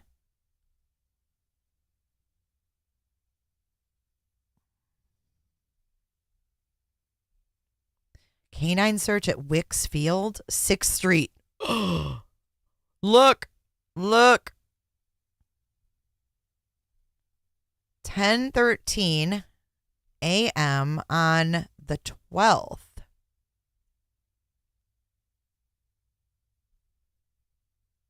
6th Street Perimeter Drive, DUI. Semi parked in the middle of the road. Why is there a semi on South Main there? Canine search. Wicks Field. Domestic. Corner Club. Accident, hit and run. This is on the 12th at 13:04, which is 104. Reporting party reporting their back tail light, right back tail light, was smashed. Happened last night. No info left. That's at the Corner Club, right down the road, right? 6th Street in Washington. Black lab puppy with orange collar. RAL, too skittish for a reporting party to get a hold of it. 6th Street and Stadium Drive. Reporting party reporting a 2-vehicle accident. Communication problem. Complaint of open 911. Another hit and run. A parking problem. Pullman Winco. 2 kids dancing around on the road. 2 shoplifters in custody. Harassment at the co-op. This is it right here. The co-op. Look, harassment. 5th Street Moscow Food Co-op. 1619. Reporting party has a previous no contact order with a male that has now expired. The male is now at the reporting party's place of work, just staring at her.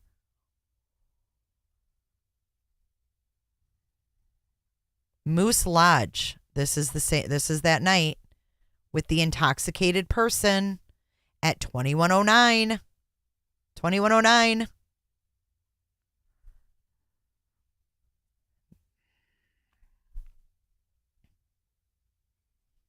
They want to know Brian's. Let's go back. Between 9 and 12. They want this surveillance footage from this bank between 9 p.m. and 12 a.m. So 2109 is 809, right? 809. Now let's move forward. Deacon and University, there is an alcohol offense. 2207. Vehicles parked on both sides of the road, but one side of the road is no parking. 5-6 total, but 2 are in a really bad spot. Officer responded, unfounded. Controlled substance problem. 2229. Officer requested a case. Report taken. Almond Street. Highly intoxicated male. At 2246. And then a complaint of an animal, a dog bite at 900 block of Vandal Drive. Those are all the night before the murders. So they're looking for security footage from around that bank at 9 p.m. to 12 a.m.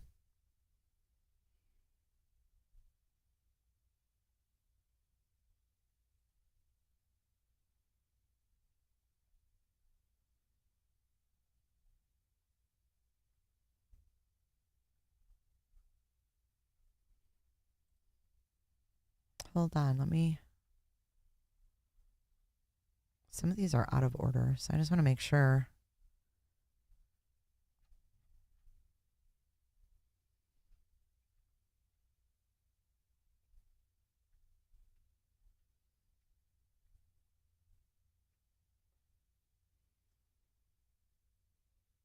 thought there was another one archived. Okay, so there's going to be one in the regular shiz.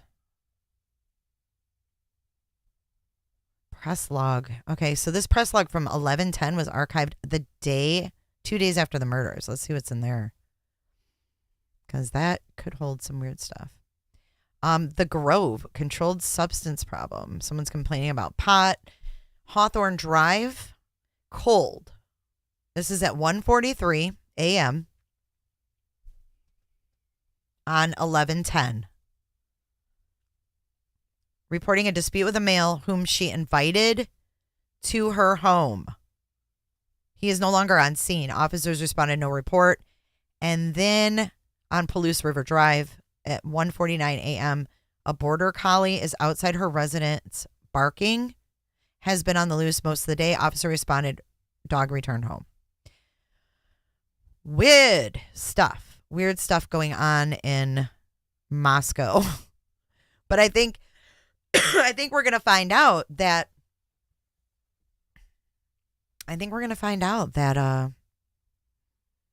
this has BK behind it. I'll have to find that, Mary. If someone can send me that moose lodge, we'll go over it at another time. I would like to look at that again.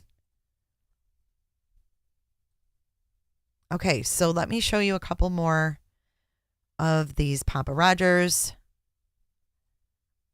Here's another one where he says, I feel like the white car isn't relevant. And then that is on December 8th. And then on December 13th, 2 days before he leaves Pullman. 2 days before he leaves Pullman, he says, fight me. LE is no closer to solving this than they were 30 days ago, ? And then you see right after that, Papa Roger is wiped from Facebook. So on the 13th, he posted, and then he gone. So I think we can assume that that was Brian.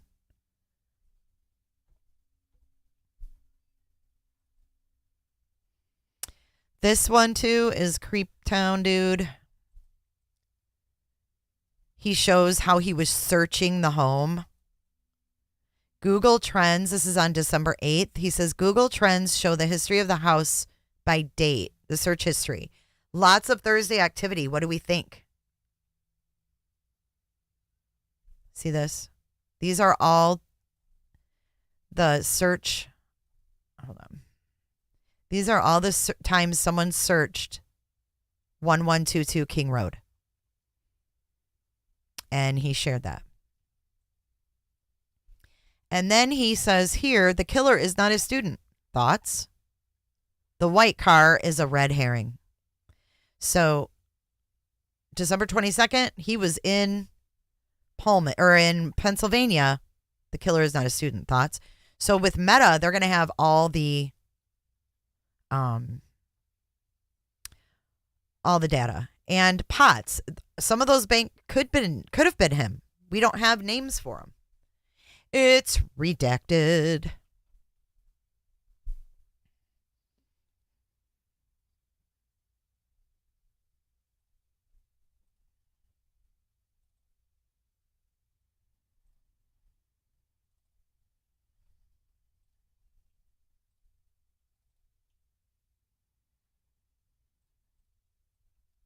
All right, here's another one. This one's kind of blurry, but 21st of December. A knife is a very risky weapon if you know you are going to unalive 4 people. Do we think that the perp also had another weapon, such as a stun gun or other knife? Or did they not know what they would encounter? And then on the same day, he says Ethan didn't live at the crime scene. Very possible. The perp didn't know he was there. Thoughts? That's the second time thoughts was asked. Oh, yes, he did. He showed nasty pictures to Mary of pigs skinned and slaughtered. Did the killer stop at 4 victims out of exhaustion, convenience, or lack of knowledge?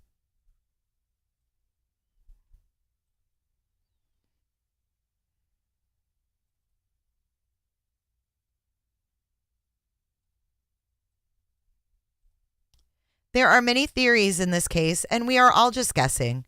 But I can come up with a theory as to why they were in the same bed.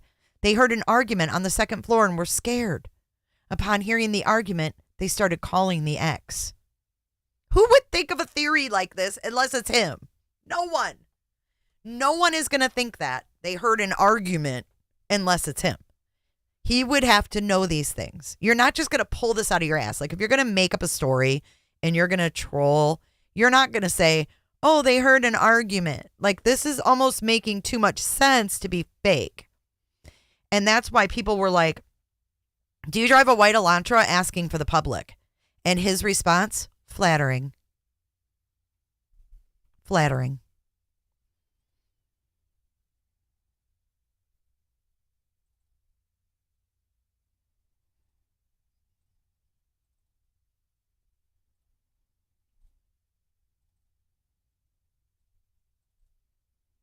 I'm trying to see if I have any more Papa. I love it when you call me Big Papa. No, that looks to be all of the Papas that I saved.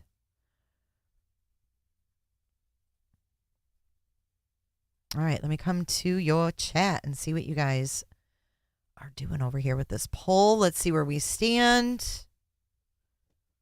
We have. Do we think that they have enough evidence to convict Kohberger? 56% say yes. 23% are unsure. And 20% say no.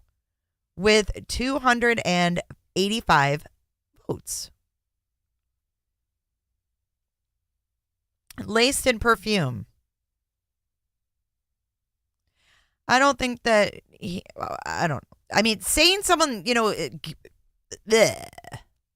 saying someone's guilty until proven innocent is one thing, but to say he's railroaded and set up is a whole nother irresponsible way to do things, especially if you're a creator.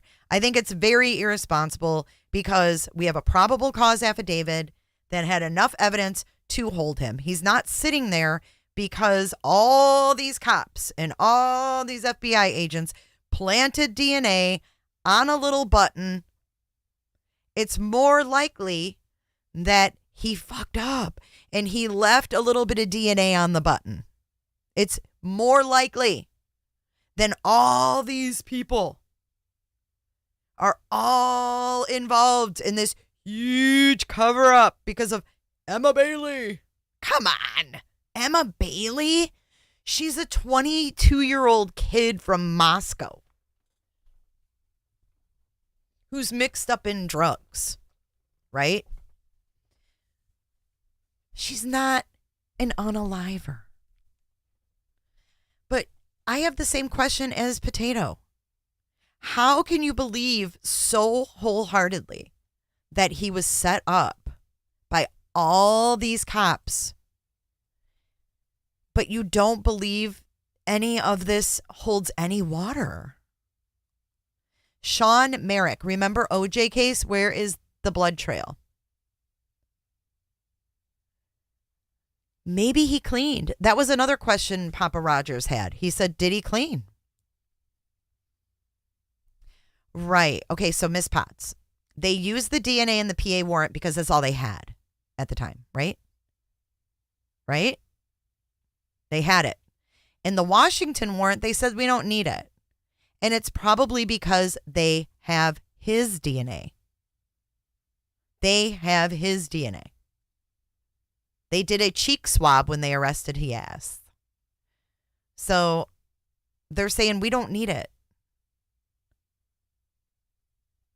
But there's no reason for anyone to bludgeon, like to unalive these people in such a brutal way that would be so messy. Over what?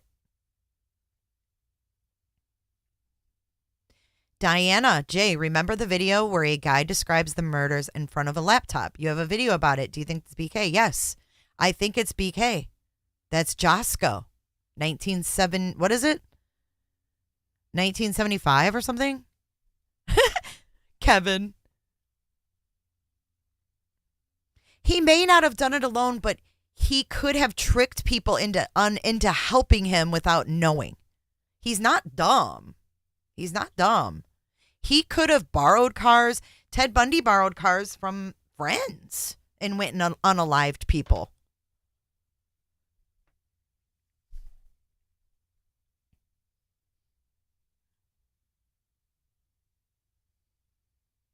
How do you know they're not giving him the evidence?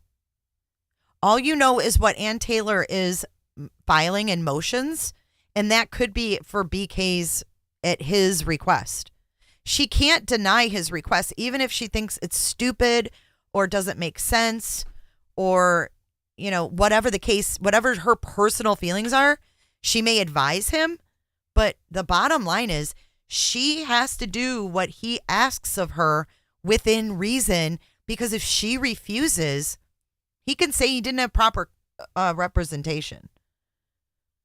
So she's not doing it. You guys think that she's doing it because she believes in him.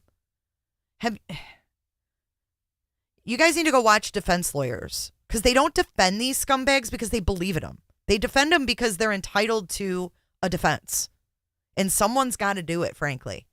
But she's not doing it because she's, you know, waving some flag for Brian Kohberger. She's doing her job. She's doing her job. Oh my God, potato. Jinx.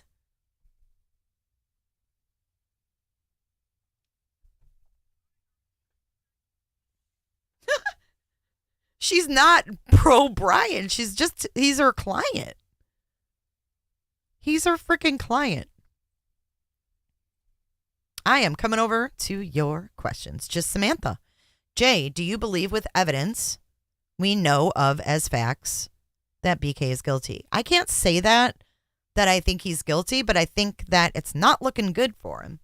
I think that the things that they have gotten back are probably pretty damning, or they wouldn't be holding him there.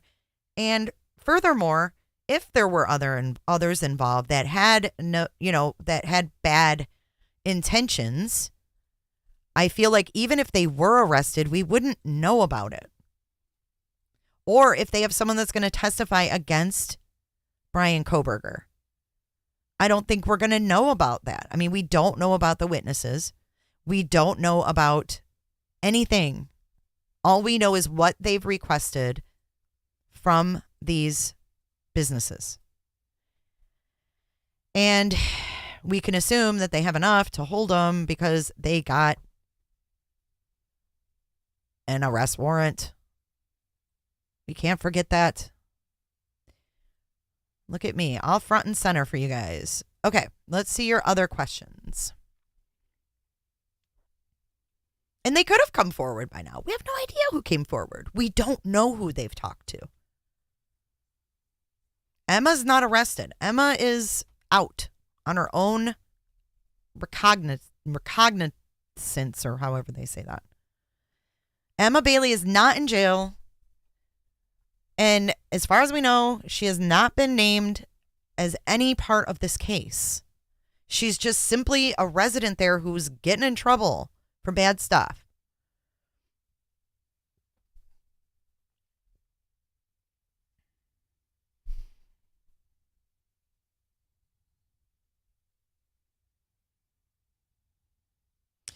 Elizabeth Moore, Papa Rogers' suggestion that a stun gun was used is feasible. Why are we not discussing that a little more?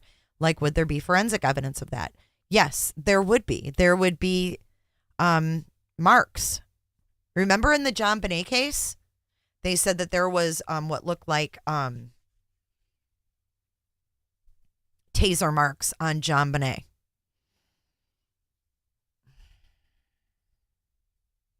Time will tell, yes.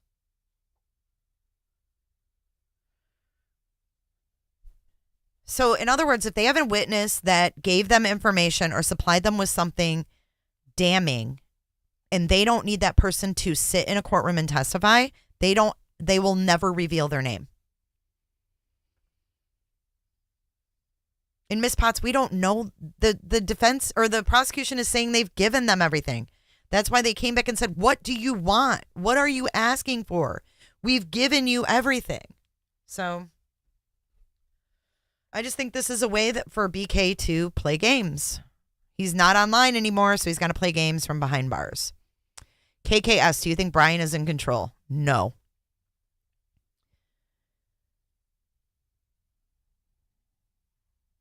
Jammers, if you had to guess, how did he not leave any blood from his house to the apartment? Not saying he didn't. There could be something on the gas pedals, the brake pedals, the door handle.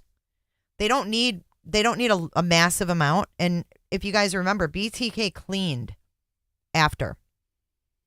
He cleaned up after he did his murders.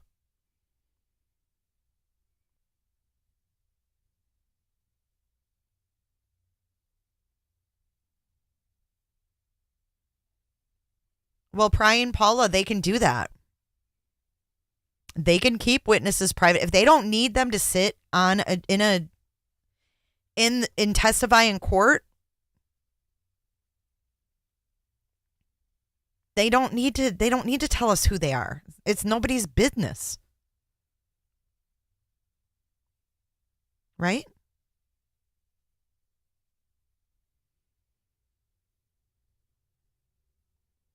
Now, if they have to have that person sit down and testify, then they definitely do have to disclose that person's name and everything else. But especially if they're testifying in front of a grand jury, privacy, that's why they have them.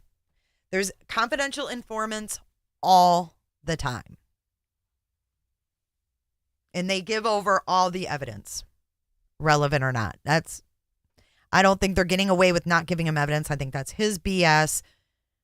Because they came back and they were like, what more do you want from us? We've given you everything. So, and they have a cheek swab. So what good is the genealogy now? The genealogy is mute, like a moot point. Because now they have his cheek swab that matches whatever the hell they collected, probably. So, we just have to wait. What if Mary P., bouncing off your comment or question, what if the roommates were bound? We don't know. We know that Bethany or Dylan originally went to sleep in that room. Originally. Where did she end up? Was she bound in the room with Bethany?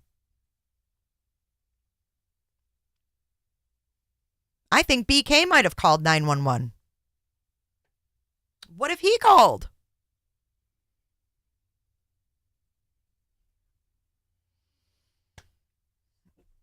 Miss Potts, I don't believe that they're holding back anything from the defense.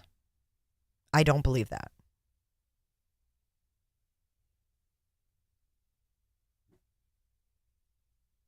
We have a search warrant for every delivery as well, made from January 1st, 2022 to present for DoorDash deliveries.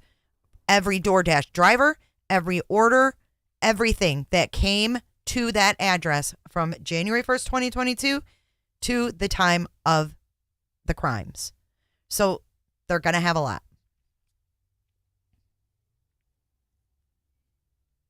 Mandy's going to be part of the replay crew because we are about done here.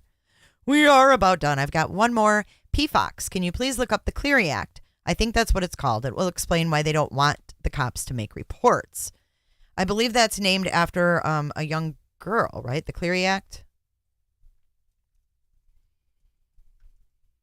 We went over this a while back.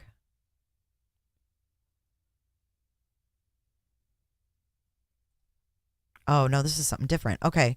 The Cleary Act requires colleges and universities to report campus crime data, support victims of violence, and publicly outline the policies and procedures they have put in place to improve campus safety. And it's named after the Jean Cleary Act.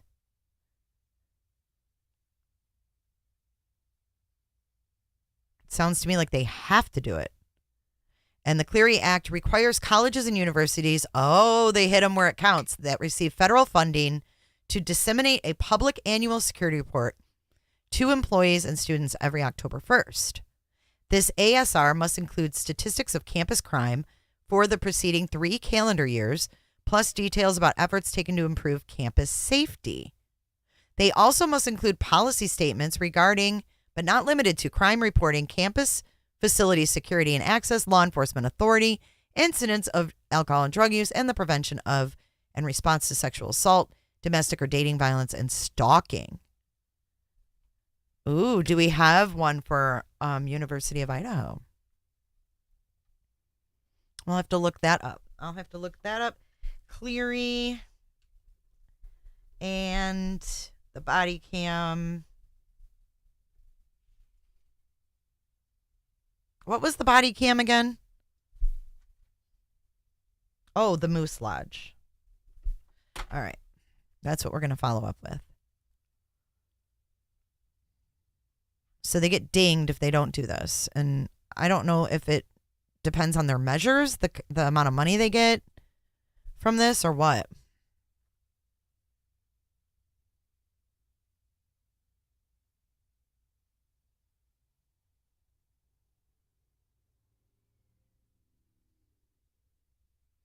Defense should be hiring an intern to unzip, organize, and itemize the terabytes of discovery. Yeah, I don't know. Sounds to me like you want to be that intern. I don't think that's going to happen. I think they've got it covered. I think that she's got her team. I don't think Ann Taylor needs any of us on YouTube, to be honest. I think she's got this covered. All right. Well, I guess that concludes it. I want to ask you guys want to do a night stream tonight and go over the Snake River Killers?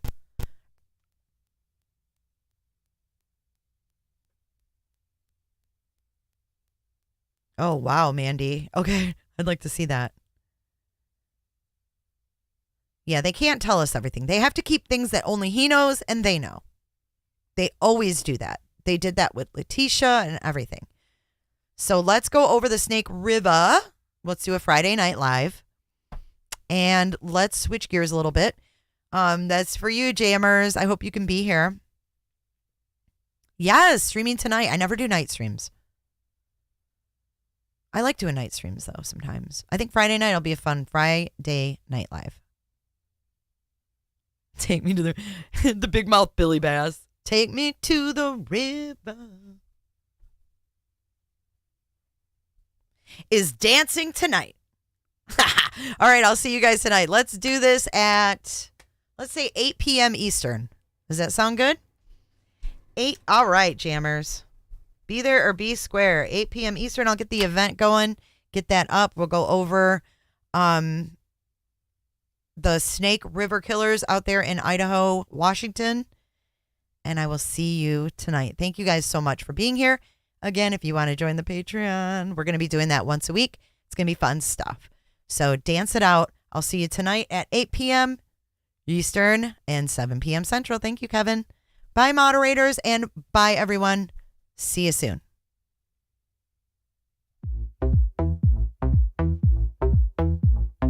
I don't give a damn. I don't really care about you and your problems. I don't give a damn. You talk way too much. I have heard enough about you and your problems. I don't give a damn. I don't give a damn. Damn, damn. I don't give a damn. Damn, damn. I don't give a damn. Damn, damn. I don't give a damn. Damn, damn. You wanna be with me. You wanna feel something real, but I'm feeling differently.